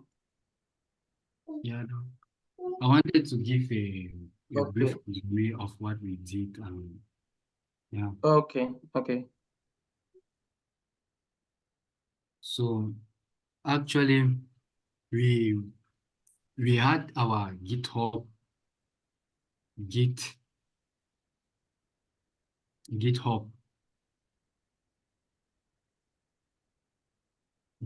repository, and we had our Bitbucket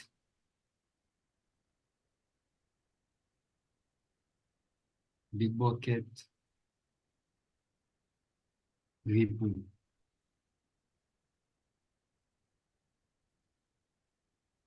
So we needed to give permission we needed to clone our repository from Bitbucket to GitHub and synchronize in such a way that each time, if those who have succeeded, if you add a file into your Bitbucket repository now, it will automatically be replicated into GitHub. So what happened in the background? You'll see a place where we have selected webhook. What is the meaning of webhook? When you select webhook will stand here. Webhook. So webhook will stand here. Each time you will do a commit. This is the commit. The commit will trigger.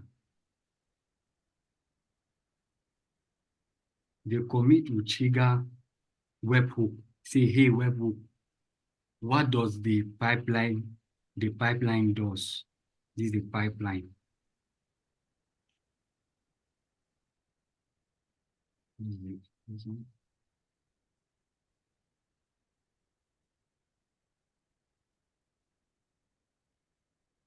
What does the pipeline does?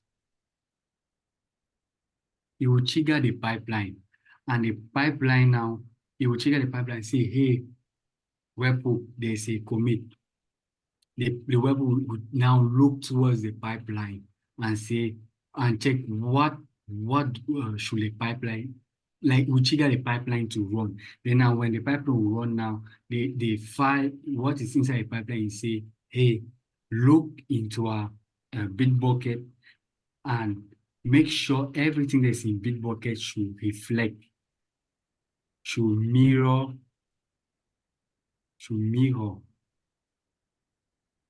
and synchronize and synchronize our repository. So each time there will be a commit, it will trigger the webhook. Then the webhook, that is what happens actually in the background. It will trigger the webhook to look towards the pipeline, and the pipeline now will now run. That is what will trigger the pipeline to run. Then now the pipeline will now run. Then now to run the file, then now they will mirror and synchronize. It's the same thing that is being applied on Jenkins. You will see when setting up. I hope there are some of us here that have been using Jenkins, right? Yeah. Yeah. So when you are using Jenkins, you will see there's a place where you have to select webhook when setting up Jenkins. Cron job and all that. Yeah, it's actually that webhook that will trigger each time you do a push into your Git repository, you will say, hey, check the what does the pipeline have to do? Does it have to run or do anything? So is this webhook that actually trigger the pipeline to run? And in conclusion, we have successfully, for those who have successfully deployed, I know we have to troubleshoot some of us. We have successfully deployed, we have successfully migrated our application code from Bitbucket repository to GitHub. So you can use this experience now, you can use this project in your interview or maybe in your work environment if they need somebody to migrate. You can migrate the total work code, the total code, the source code to GitHub from one company to another. If the company is doing migration, you can easily do it. I myself, let me just tell you a short story about me. When they gave me this task, they just assigned a task. They say on Confluence, there is where they assign tasks, and they pick they'll insert your name there. You have the task under your name. They say you have to migrate our repository, our source code, our repository from Bitbucket to GitHub. I had no idea. No idea on how to do it. I was totally blank on how to do it. I sat down. The first day I went on Google. I first went on YouTube to see if there were tutorials. I never saw nothing concerning this migration. If you go on YouTube, you won't see this video, how to do it, this demo. I checked everywhere, I never see it. I went to Google. It's on Google that I've seen some part. It's on Google that I've seen some part. Then now, while building the code, because this code I've built it on my, I've built it part by part. Yeah, from scratch. So you need to have that skill of searching. You need to search. You need to be able to look. If you don't know, because in the company, they will never give you a task that you know. You may reach to a company because that company I never used GitHub, Bitbucket before. I was comfortable with GitHub. I never used Bitbucket before. So I made my own research. I made Google my friend because Google is always my friend. So I made research, then now wrote the entire code from scratch. I had at least, if it's more, 34 errors on one repository. On the other repository, I had 20-something errors. Is to tell you that the error message does not mean you have failed or you need to get tired. You need just to look for the error message. You check the error message, try to think about it, then now troubleshoot. Think about it now, troubleshoot.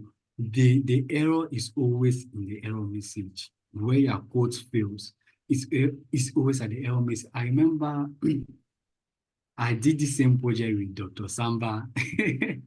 I think he can remember.